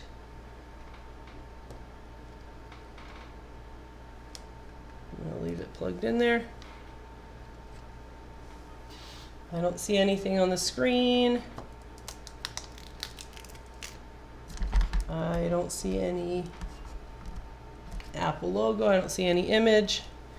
And I see 20 milliamps on this. All right, so let's give it a second to make sure that it's actually like not booting. So we'll give it a second to detect. All right, 10 milliamps is a lot. It is? I don't think so. Alrighty. Let's see. And hearing 2 meters beeping on his LSD repair. Does not look like normal boot. Well, it's not going to look like normal boot because we have a short, right? What's the deal with smart meters on house being dangerous to your health? Sounds like fake news. I got another 2 guys going, let's go for 3v3, which is sounds like a good plan. How do you like the new power supply? This is the first time I've used it. I missed the return. I would have sent it back. I bought this because I wanted to graph, and then we found the Power Z dongle solution was better for graphing, and then I tried to return it, and I was 1 day too late. All right. Q's Tech Service bought a microscope from the Jessa link on Amazon from the YouTube video description. Thanks, Q's Tech Service. You're the bomb. All right. I just tried to buy Ultrasonic, but it's out of stock. That's Lewis's link, so that doesn't help me at all. That's just being nice. All right. Good luck with the repair. Yes. Right, shouldn't the voltage be 3v3 volt? Well, we don't have any idea. It's whatever we feel like making it up. GoPro 5 needs update. Does it? All right, so we've given the 1v8 a fair shake. We know that we don't have an open line because we see the 0.2, 20 milliamps, which is super low. And we don't hear any connect to iTunes, and we don't see any image. So we're going to go with, we think that that line is probably not a 1v8 line. Why did we think it was 1v8 to begin with? On some evidence of it being by the LCD connector. That sounds like 1v8 coming out of the CPU, 1v8, the speaker amp, 1v8. All of those are good possibilities. But the other possibility is that it's 3v3. Where does that come from? 3v3 is a common internal PMIC failure on multiple devices, and it is, kind of also goes a bunch of different places. However, it goes to NAND. This didn't seem to be going over to NAND. We didn't get any beeps by NAND, so that's kind of what made that sort of seem less likely. But in any event, let's see what happens. Let's dial this up to 3v3. So we're going to go and give it a shot on 3v3, see what happens.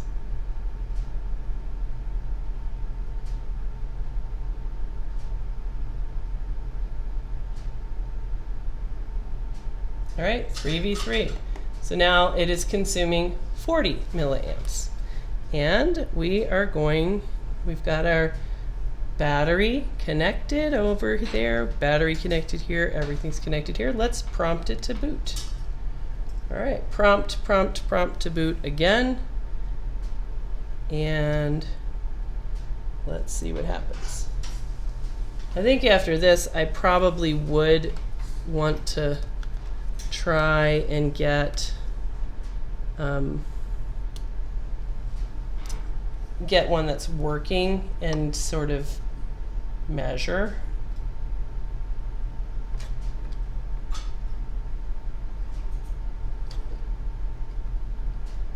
It's kind of got this odd behavior. Let's have you guys look.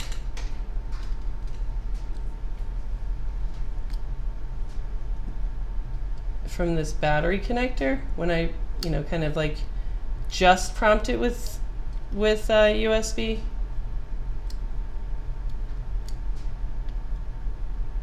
I mean, it should still have a short.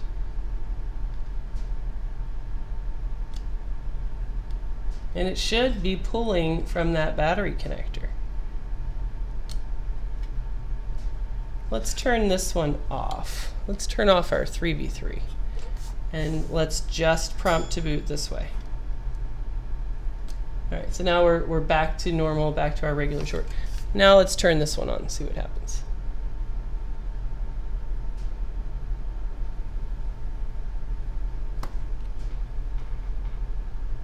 Still don't see any activity here on the screen.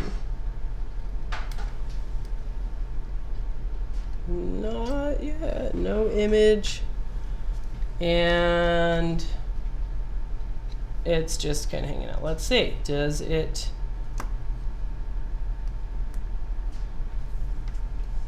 let's see, does it connect to the computer? Let's also make sure that this is loud enough that we could hear it if it is. Does iTunes see it? Nope. All right, let's see. Oh. By this time on a normal workday, I would have had at least 3 customers comment on how they do not have enough patience for this. Oh, yes. Well, we have extraordinary patience where we do shit like this all day long. What gets annoying is putting in this kind of time and effort onto something and then having somebody just never pay the bill. Because a lot of this stuff is, for us, a lot of what we do is countless hours. Like the one Mark is working on right now is the iPhone 5. I probably put 8 hours into it one day, 10 hours into it another day, sent it to Mark. I know he's put 8 or 10 hours into it. This is one repair that we will bill $300 if we can ever get it working. If we can never get it working, none of that gets billed at all. What's annoying for us is when we put in that kind of time and then we get data and then the guy's like, oh, my customer didn't want to pay, so I'm not paying you guys. That's super annoying. So that's happened more times than is fun. Stuff like that, sort of like, bros, we're fixing these data jobs and killing ourselves. So how about when we are successful that you at least, pay your invoice? How about that? All right, so with this one, I think this is kind of a point where you know, that we need to totally change, and you know, it's kind of back to square one. This strategy is a good strategy, like the strategy of guessing this voltage and trying to supply it ourselves. But we don't know that is the PMIC able to supply all of those other voltages? I don't know. Is this a known good iPod 5th generation screen? I don't know. And then especially, I think the next thing that I would want to do is check in on, hey, you know, if I can't tell whether or not it's doing anything with DC power, and I can't tell whether or not it's doing anything with USB, because all of these, I'm not able to do rule number one, my known goods. Then I really start getting limited on what I can interpret. I don't want to do experiments that I really can't interpret. So what I'm going to do is just look back at the LCD connector to make sure that if I had image, that I could see image. So that means kind of saying, what did I knock off here that would make it so that I can't see image anymore? So like there's a burnt filter right there. See that filter kind of doesn't look very good. So I want to be able to kind of get either USB or image kind of working so that I know, like, do I start to see an Apple logo or absolutely nothing, or what?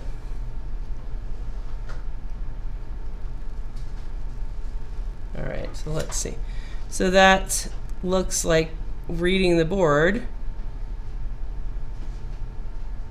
Let's see what's on these guys.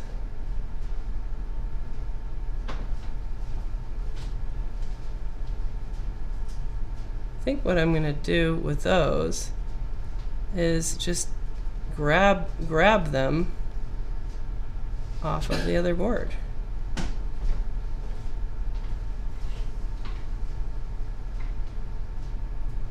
All right, I'm going to grab those off the other board.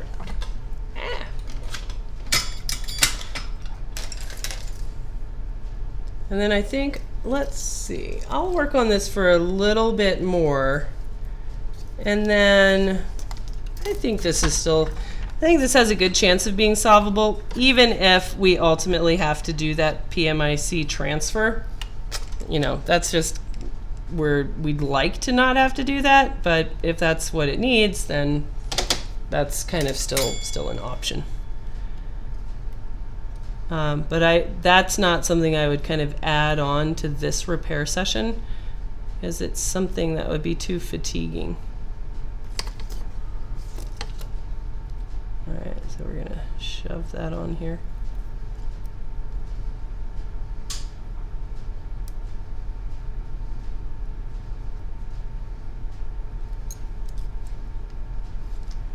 All right, and the other one, I'm gonna just make sure that it is a useless, non-important, tiny little cap.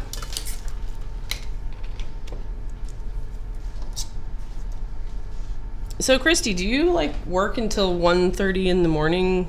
Like that's your regular hours? Pretty much. Pretty much? Yeah.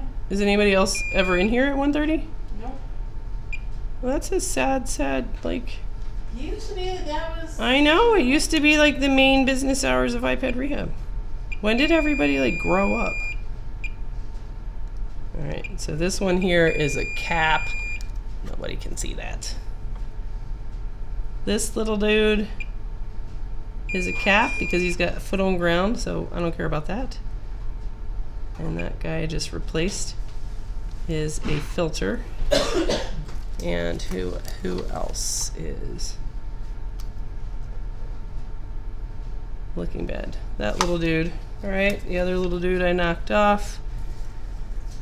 Looks like a cap, but let's just make sure he is.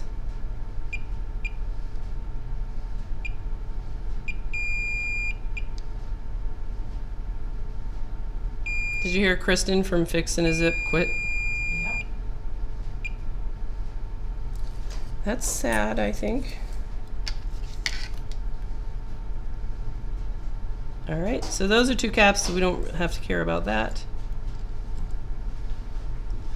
this guy means if that is the home and power button buffer, that home and power button aren't going to work anymore.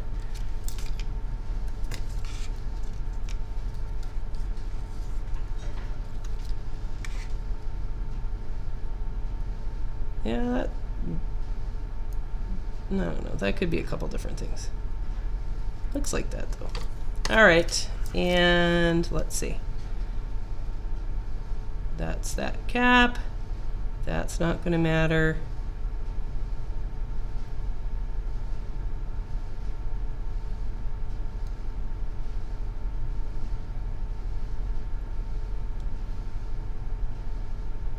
I don't think that's going to make any difference. But let's see. Let's try a different iPod screen so that we can test. Let's test. This one looks less water damaged than the other one. Alrighty. I'm at my part-time YouTube watching gig. Get paid to watch YouTube? Sounds pretty sweet.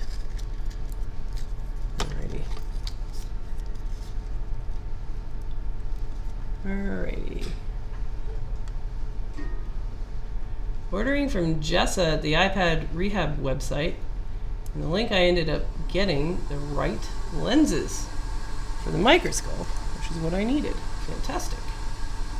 Alrighty. Is Mark in the background? I thought I heard him. If you can't fix it, don't charge. No, that's Christy.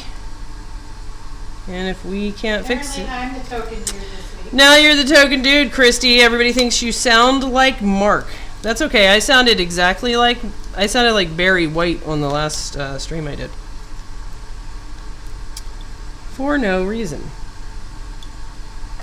Alright, let's see. Alrighty. If you're not working until 2 a.m., then you're not working. Alright. Why not change the PMIC? May it make more than that one short to ground? Well, we don't think there's a second short to ground because DC power supply doesn't say that there is. But you're right that it may simply be not functional. But that's a pretty big endeavor, and it's not something that I would do right now because it's kind of its own thing. It's a pretty big deal to harvest a PMIC, reball it, clean it up. There's underfill everywhere. Have to find a stencil, probably have to do 2 because you're not 100% sure that the one that you pick is working. And that's, that would be a few hours of repair by itself. So I would put this aside. So, the problem is what the problem is. You can't like make the problem be what you want it to be. So we're just kind of trying to tidy up loose ends and rule out small things that we could rule out before saying gotta put this one aside and come back and do that PMIC job later. Alrighty. I think it's always a good idea to kind of limit what your, let's go back to 1v8. I think it's always a good idea to take a break after, like the repairs kind of have stopping points that are natural. You got to put something aside until it feels like a fresh repair again. And we are getting to about that point with this one. Okay. And now, a battery connector one. So, Frankenstein.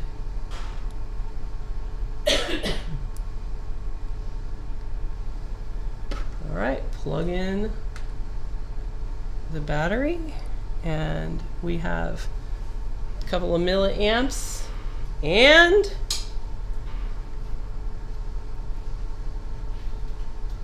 how does the power button work on these? Does the power button... No, the power button is... No, it's part of that flex that's not hooked up. All right. Charge port it is. It would be really funny if this problem is like, oh yeah, it's got a bad charge port, totally. It's interesting though that it when I prompt to boot with DC power supply, if I already have this 1V8, it doesn't continue to draw current through the battery. It does that briefly for a second, and then it's like does nothing through battery, which it should pull through battery. So that kind of makes me question this charge port.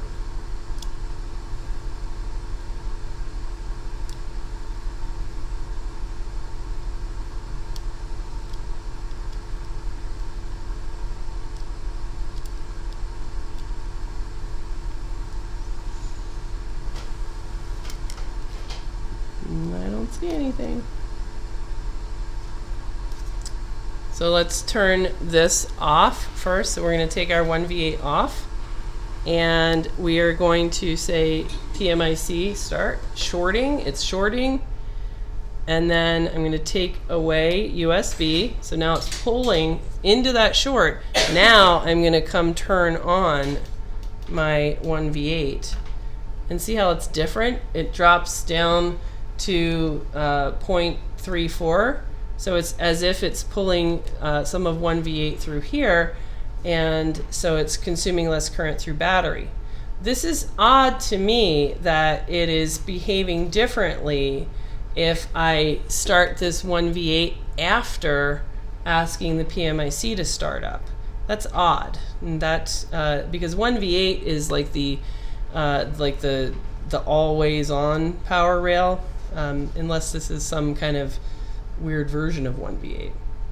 So that's odd to me that if we kind of do this other order, so let's turn this back off.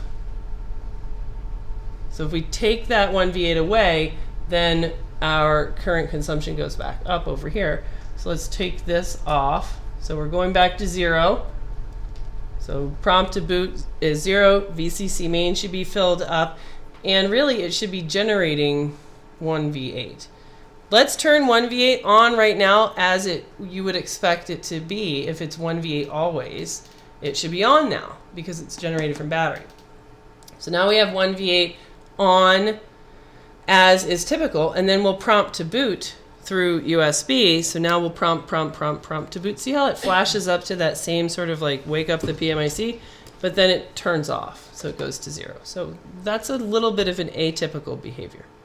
All right, so let's do that same thing again, but let's try our 3v3. Maybe we're wrong, and maybe it wants 2.2. Maybe it wants, who knows what it wants. What do you want? Just tell me, what do you want?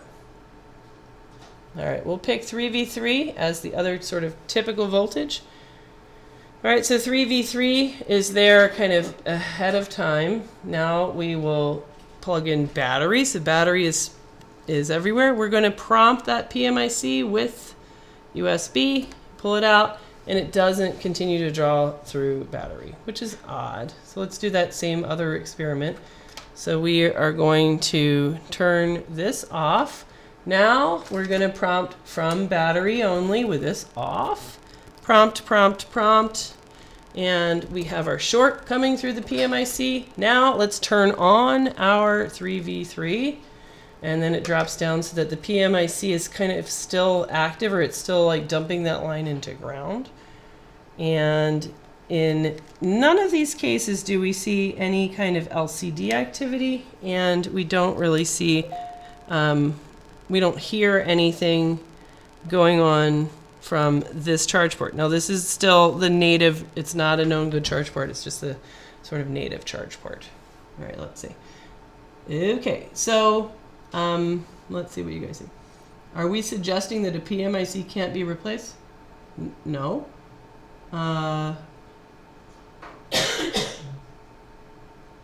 If fifth, it should have something in common with iPad 2 and iPhone 4S. Well, it's got TriStar, so that can't be true. It's going to be more like iPad mini and iPhone 5, because it has a 1608 TriStar. All right, and remember, iPad mini gets a 3v3 out short a lot. Let's see. New power supply, start sequence, rip tube, some other kind of other problem. If you want to ask questions about your repair, then go over to iPad Rehab Forum. Well, we will answer them. So it is a 6th gen. This is a iPod 5th generation. All right. So from this, I think my analysis is we need really we need a couple pieces of information. One is we really need to know if the charge port is good and if this LCD is good. Probably one of these LCDs is good. So if we have lost the ability to prompt to boot with a power button, if we're suspecting that the power and home button little buffer is gone, so we took it off, then we don't want to not be able to prompt to boot with USB just because this charge port is bad. So that's a variable. Yeah, I mean, look at this charge port. Oh, boo! Look at this piece of shit charge port. Ah! So this is our only way to prompt this thing to boot. We're relying on this with the obvious bent pin. Look at that. Can you see that? The third pin from the left. So that's not good at all. Yeah, that's totally bent. Yeah. Okay.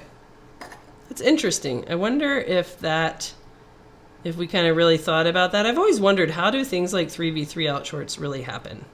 I wonder if it's something like this, like a bent pin on a charge port. All right, so that charge port is definitely bad, which kind of sucks because I was almost gonna say, hey, let's just do the PMIC. All right, let's get this off. Because now we didn't really get any answer because the charge port was whack.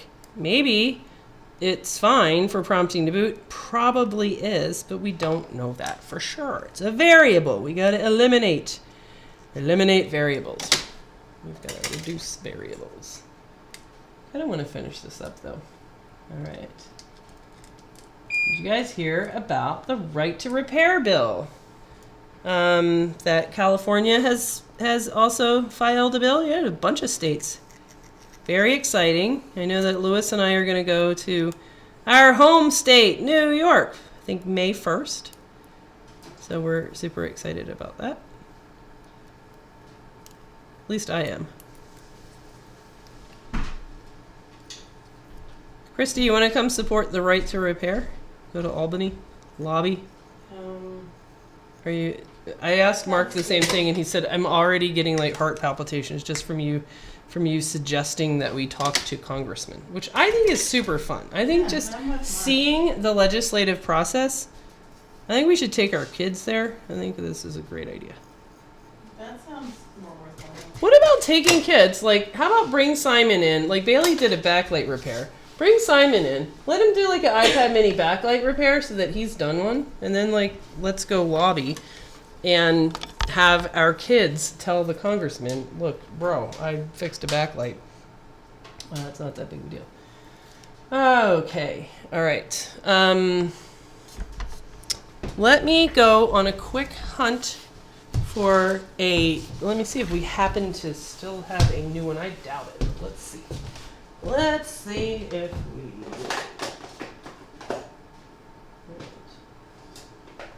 do. All right. What does this do?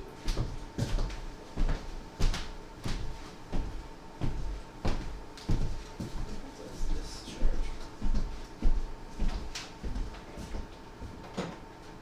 Does that consume current? Does it?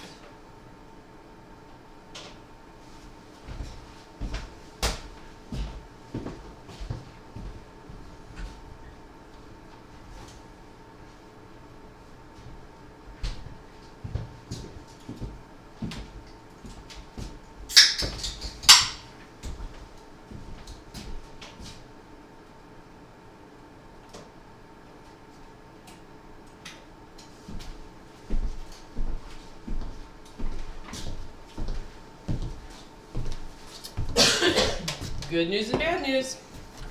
I found an ancient iPod 5th generation that plugging it in is pulling at least some charging current. Look at this. So I see the low battery symbol. I did. There you go. See that? And it is consuming half an amp, so that's low, but something. All right, so if this works, that means that we have a known good. So we would be able to do lots of stuff since we are looking like we're going to have a known good. In the meantime, let's see if we can, let's see, borrow a charge port. How about this one? Let's look at this. All right, so this looks like a new charge port that was soldered on to solve whatever was the problem with this. All right, so we'll just borrow this charge port. We'll pop that one off. Diet Coke. Oh yeah. Diet Coke.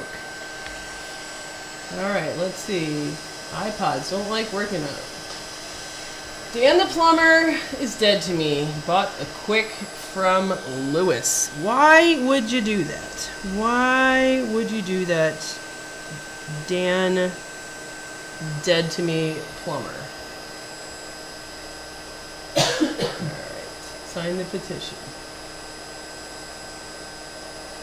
If it comes to Minnesota or Chicago, isn't it in Minnesota? Thought that was one of the ones.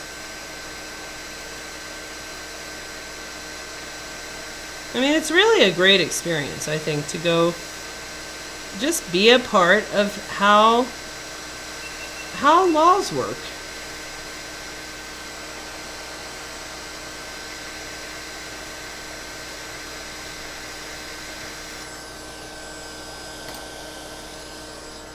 Alrighty, let's stick this on here.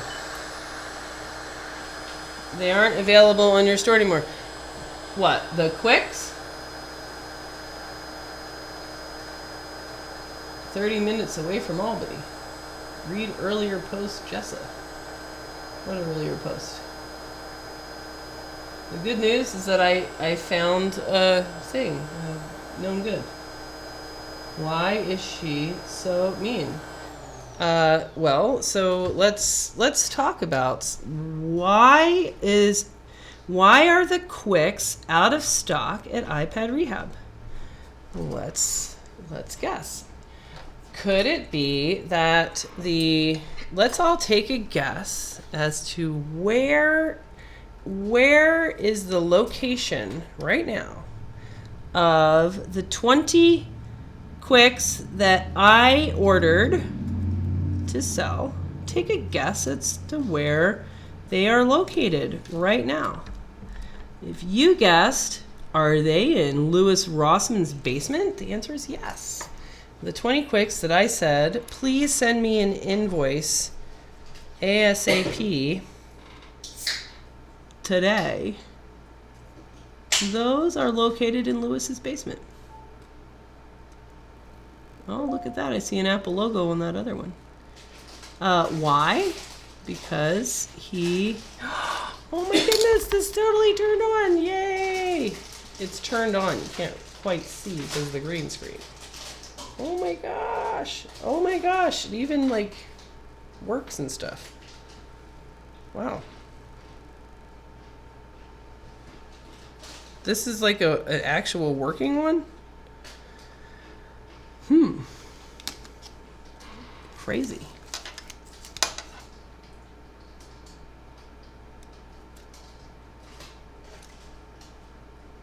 And it would be because Lewis calls up and says, and pretends that he likes to pretend that he is iPad Rehab or that we are the same business.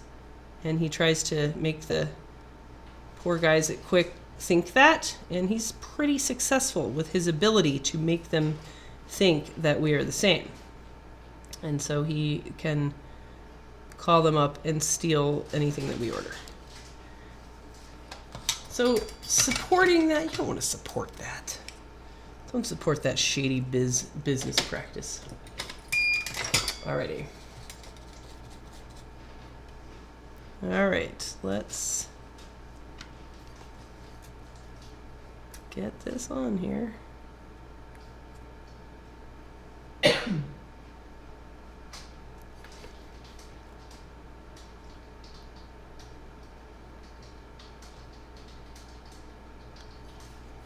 These are seen better days. All right, let's get this charge port on here. Chrissy Jean might be passing off a charge port job. Okay.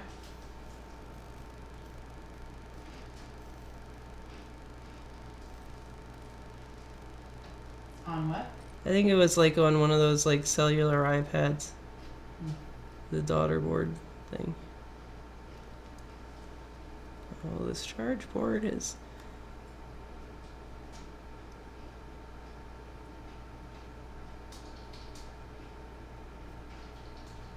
This charge port has definitely seen better days. Now let's make it so you guys can at least see it. Because there is something zen-like about a good old straight-up charge port. Alright, who needs enemies when you have good friends? Yeah.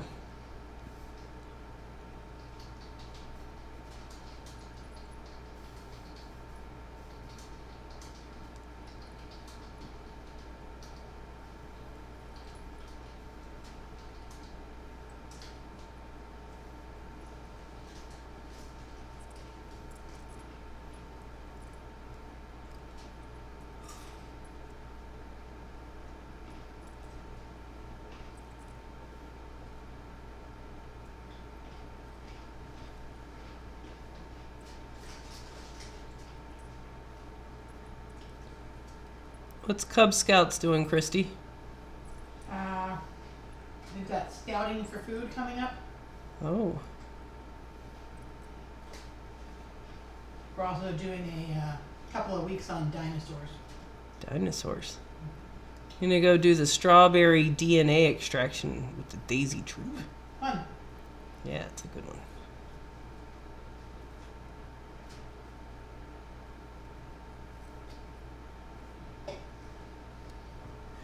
I just can't wait for OM to be over. OM is almost over. All right. Now we have a charge port on here. Not that it's going to make any difference. Let's see. Let's get this. This looks like it's got a little bit of lack of clarity on its battery gas gauge since it thinks that it is. Thinks it's halfway charged up, ready to go. Let's look up. Unable to check for update. Why? Let's see. Can it connect to Wi-Fi? Yeah. Where did this even come from? A 32 gig iPod 5th generation on iOS 8?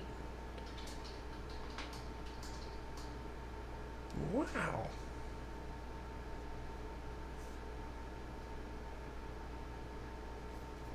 All right.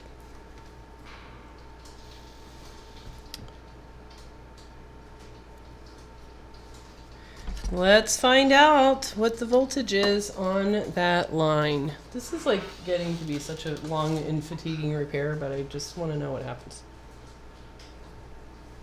I wish I was watching this like tomorrow and I could just fast forward and be like, just tell me. Does this end up turning into a 3 a.m. PMIC replacement? I don't even know if you have to use heat on these screens or not. Not sure how much it'll help, but Blackfish has the schematic under iTouch 5. Why don't you look it up, Aaron Summers, and tell me, what is the voltage on that little cap?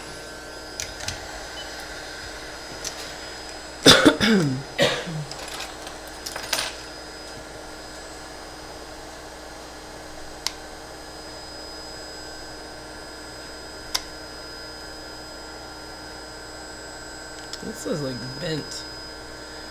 My isosimo is bent.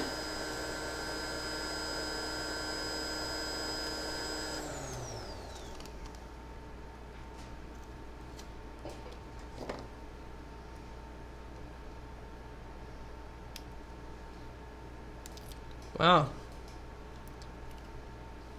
This one has been opened before, and the entire bezel is separated from the screen.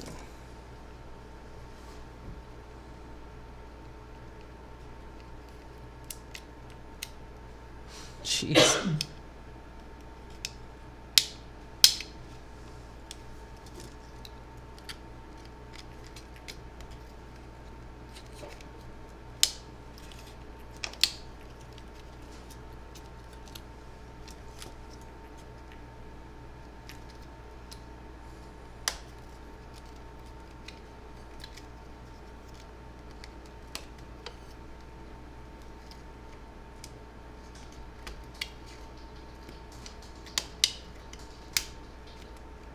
Did homeschool people ever do OM?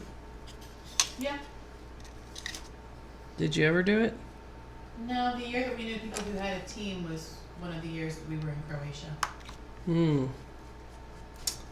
Do you ever have customers get pissed when you can't fix something? People, you know, it's so funny that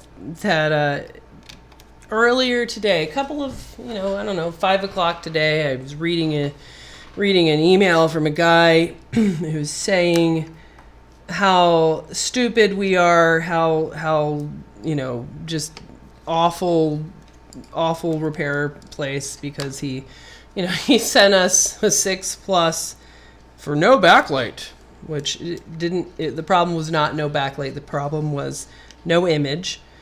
And he thought it was just going to be a backlight filter, which it wasn't, because it didn't have anything wrong with backlight. And it took a long time for me to figure out why it had no image. It was an unusual fault. So I had to figure it out, which I did, but it wasn't something that was straightforward. So it was here for, you know, like a week or 10 days, when most backlights are out same day. You know, if it's a straight up backlight job that comes in, it will go out tomorrow, 9 times out of 10. So if it's not straightforward, then what are you going to do? So I fix his image, and then when I go to test it, it has no touch. Well, of course it has no touch. It's a 6+. 6+, all of them are going to get touch disease at some point in time. So he believes that I caused a 6+ to have no touch, and you know, it's just like that kind of stuff. And so he's going to tell every shop in his whole state to never send anything here because we're such douchebags. We get a lot of stupid stuff like that. And we get, you know, we get some tough pushback on things like the deal that I make with you guys. You know, anybody that sends something, the deal that I'm making is, hey, we'll take your repair, and we are making a deal with you that we're not going to charge you if we can't figure out the primary problem. So if you send it in because it doesn't turn on, like no power, we'll fix the primary problem, we'll make it turn on, or we're not going to charge you. That's the deal. And our risk on that is that if we can't figure it out and we put chip cost into it and spend a whole bunch of time, we're not going to get paid for that time, and that's going to be donating time to your repair. So we, that's on us. That's our risk. However, if the device ends up having a secondary issue that neither you nor I know about, let's say that it doesn't power on, and when we get it fixed, now we find out that it has a camera problem or whatever, or it needs a TriStar.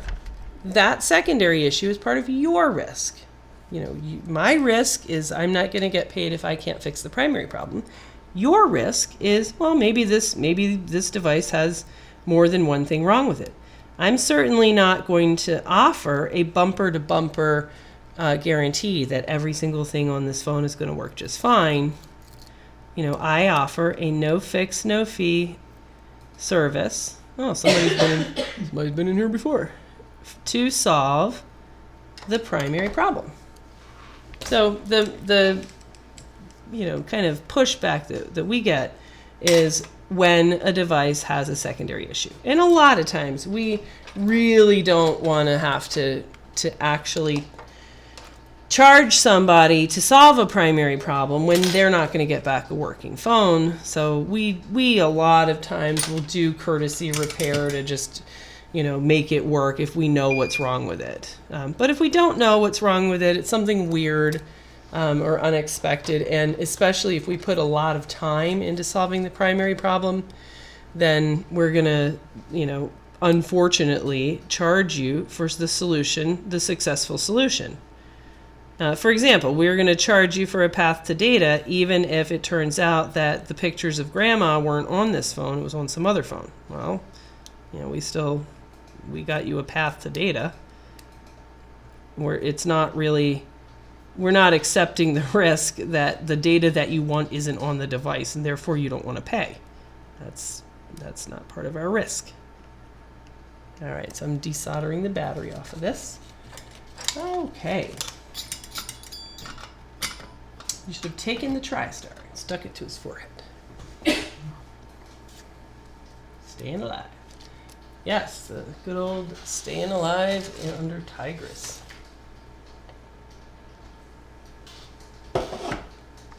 Diet Coke. All right.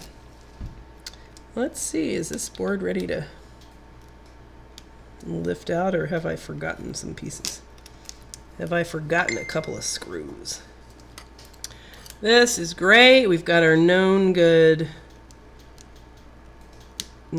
screen. We've got our whole little known good system going here.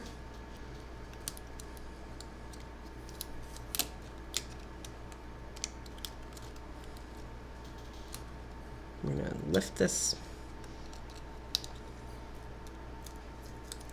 board out any minute.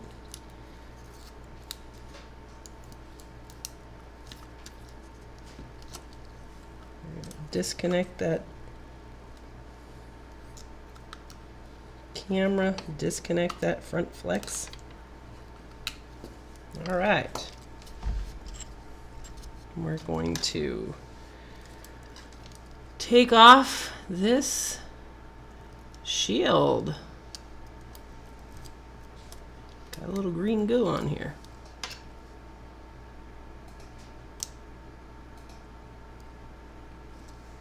We're going to get an answer. All right.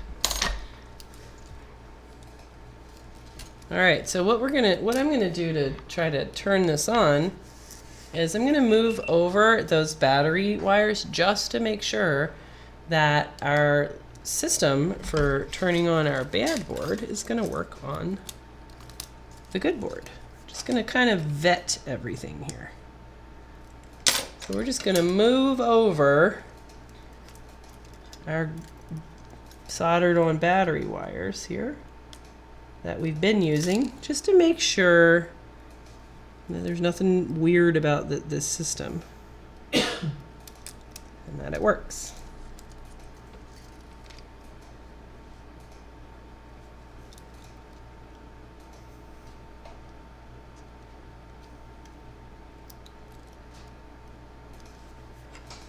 Okay. So with only that change made, this one, in theory, should turn on from a good old prompt to boot. So we can kind of make sure that our little setup here works. So good, having a known good. All right, and if it doesn't, we can troubleshoot it until it does. Okay, so I'm prompting to boot over here, and I see that my system works, and now we can see what normal looks like. I'm going to take out USB and let this sucker boot up. I'm going to reconnect USB. All right, so this thing is able to boot on DC power supply. Screen is working, came to full display.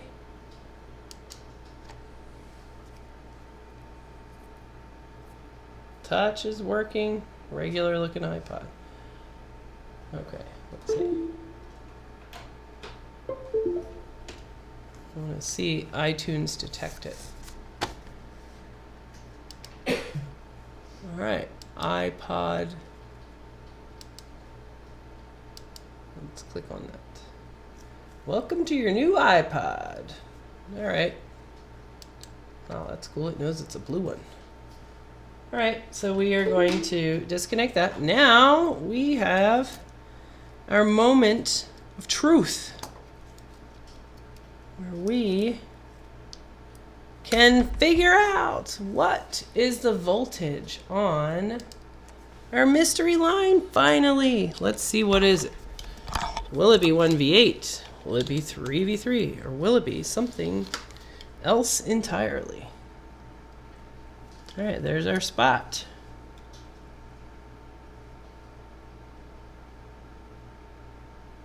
It's 1V8.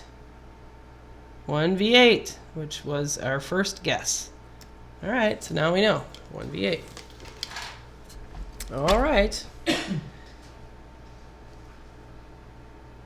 So let's just try. I think we're going to end this with just trying one more time to set up our board that we want to fix with this screen and this everything. And just see, does 1V8 work?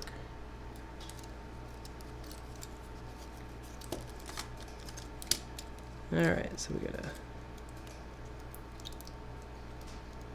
get everything moved over, and then we'll see. All right.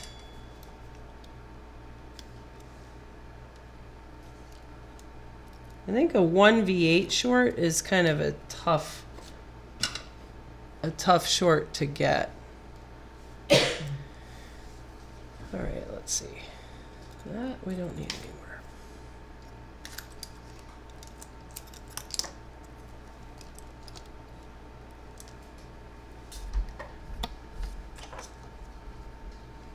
And if this doesn't solve, then I think we're on the hook to do a PMIC replacement by harvesting one, transferring it over, reballing it. But that's something that I'm going to save to do as a fresh repair, not today. Alrighty. I think it's pretty cool though that we were able to figure out that that mystery shorted line was a 1V8 power line just through inference. I think that's pretty cool. We deduced with no schematics that that was a 1V8 power line.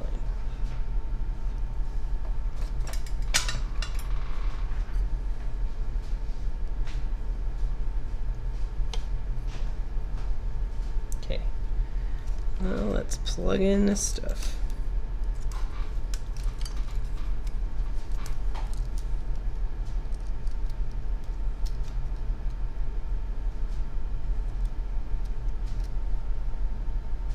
All right.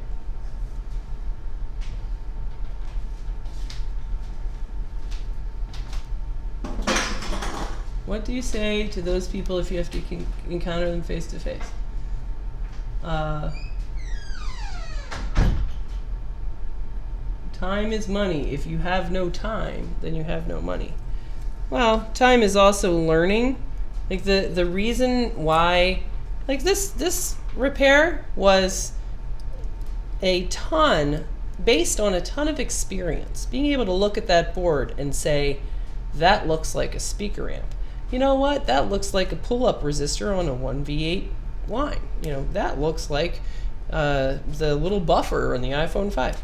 That experience comes from an extraordinary amount of learning. So you could make the argument that instead of, hey, we're not making money on these no-fix boards, you could say, people are allowing us to develop our craft with all of these subject matter that they are willing to provide for us.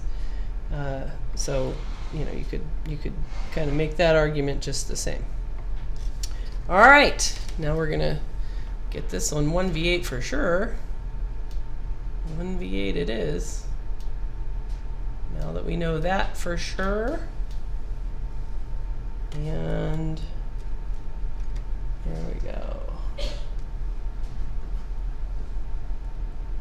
So 1V8 is the supply line for NAND or CPU.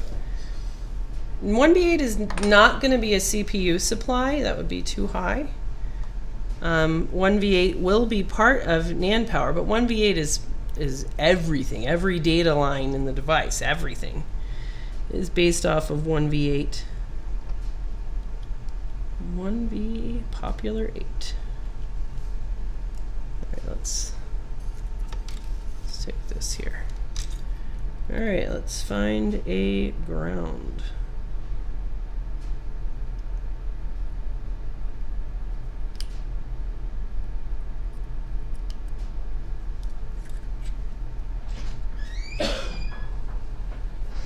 Okay. And let's find this one. That one. Alrighty. Yeah, now go home.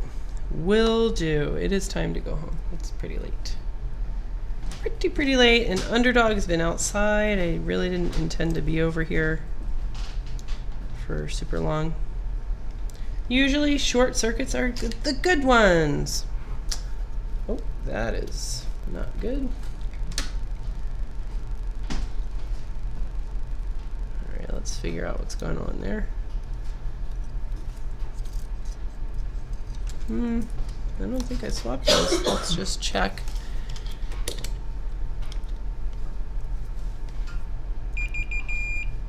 Which one of you yokels is ground? Yeah, aren't you ground? All right. Well, that's how I had you hooked up.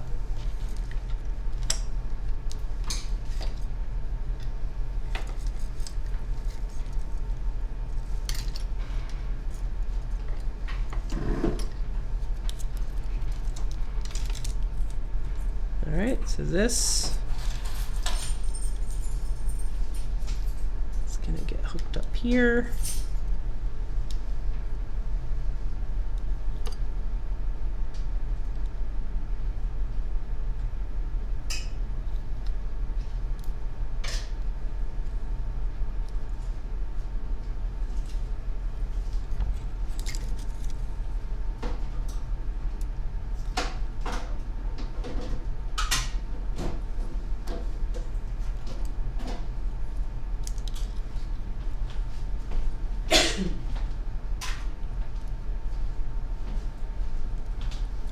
Really don't want that to be touching anything else.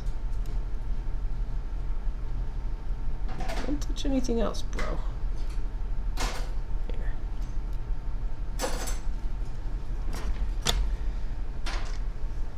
Green is ground.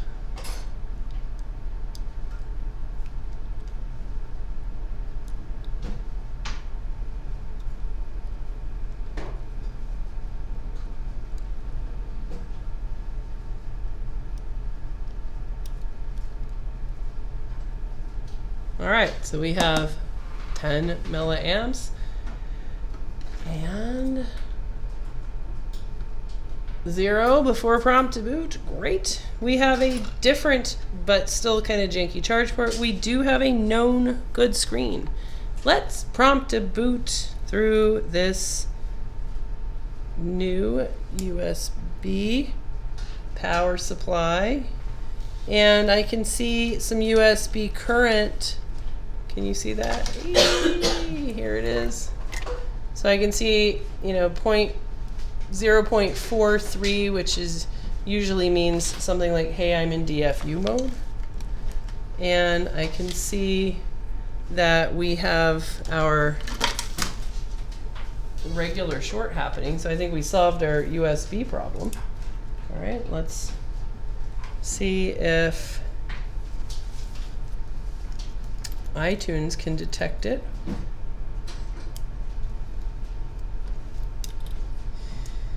I don't know about this dock either. Let's see.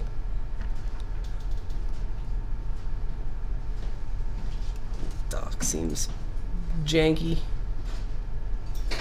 Oh, I don't know about that dock. All right, let's see. Let's split this screen and see if we have any image. No image. So we have no image. We have pretty much our same full short, which is good, because it means that our PMIC is awake and doing stuff. And we have somebody sent us some cache. Excellent. Thank you, Zero Effect. And we have this ground that came off. All right, let's hook that back on there. All right, so this is different than it was before. So I think this is good because we have our 1V8 is consuming 10 milliamps. We have activated the PMIC and it's staying active even when we withdraw USB. Before it wasn't doing that. It's as if that that bad charge port couldn't really prompt it to boot. It really couldn't wake up the PMIC very well. It was behaving in an unusual way. So when we plug in USB, it's normal for that to drop down as it draws some current through the USB port. So all of that is pretty normal. And we just can't tell if what's going on here is this thing boot looping, which would be really, really possible. If you think about what does 1V8 do, 1V8 is kind of the top power rail which all data, ones and zeros, is generated from. So 1V8 is required for the phone to read any or send any instructions. So if you think about how did this phone come to be like this? That it was fine, and then it went into some water, and presumably it was the water that caused the 1V8 short. It's a little odd for water out here to be able to cause a 1V8 short within the PMIC. But let's say that happened, some kind of electrical surge killed the PMIC on the 1V8 line.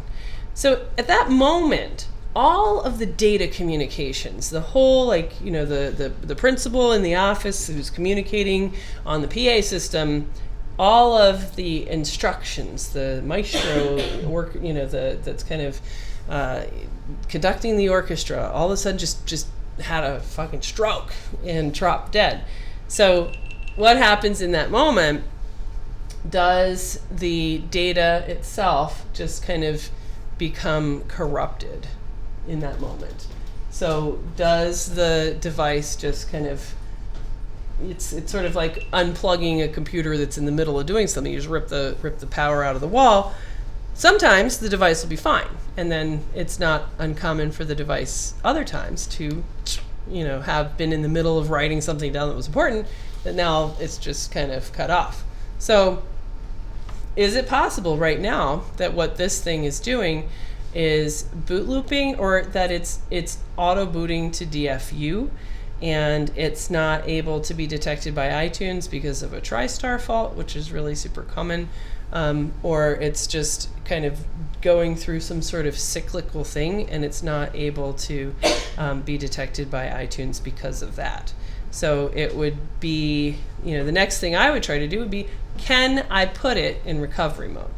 So if I were to boot it with the home button held down, oh wait, I think that's easy to do on these, isn't it? Can I just push this? Oh, of course. Of course. God damn, this is like maddeningly like unlucky. The charge port that I just soldered on has no home button. Boo! Oh man, that sucks. Also, we may not have home button function anyway because we took that little buffer off. So that's a bit of a drag. Can it boot to recovery mode? And in which case, can it then pass a software update? I don't know. So these are all these things that I would think about, and I would put this aside for now and then pick it back up and ultimately try a change, just kind of rule things out by changing that PMIC, especially since we've got a known good one. That's a really, really strong tool. But what I liked about this video, the reason why I wanted to do it is to show you guys what, we've been going on, I don't know, this feels like it's more than 2 hours, a really long time, pursuing ideas, and we were right about it being a 1v8 line, just by using eyes on the board plus experience and probing around and kind of teasing out. We learned a shit ton about the actual fault on this board without schematics, just by reading the board, getting some experience, applying and drawing from all your resources, ranking your possibilities to see what's most likely. So I hope that you guys enjoyed playing around with no schematics, and I will pick this one back up, and then I will come back and update it if we don't end up doing that on a stream. Maybe we will, maybe during course week or something like that. So that is it for me. It is time to go get Underdog out of the snow and go to bed, because it is 2:18 in the morning. Another exciting day of not fixing anything at iPad Rehab. But hopefully you guys learned something. If you did, go buy something at iPad Rehab Supply. Go sign up on the forum and give us some support so that we can survive the constant battle of long, laborious repairs that we bill nothing for. And you guys can keep having something to go in the background of your repairs. Better luck to you guys tomorrow, and I will see you next time.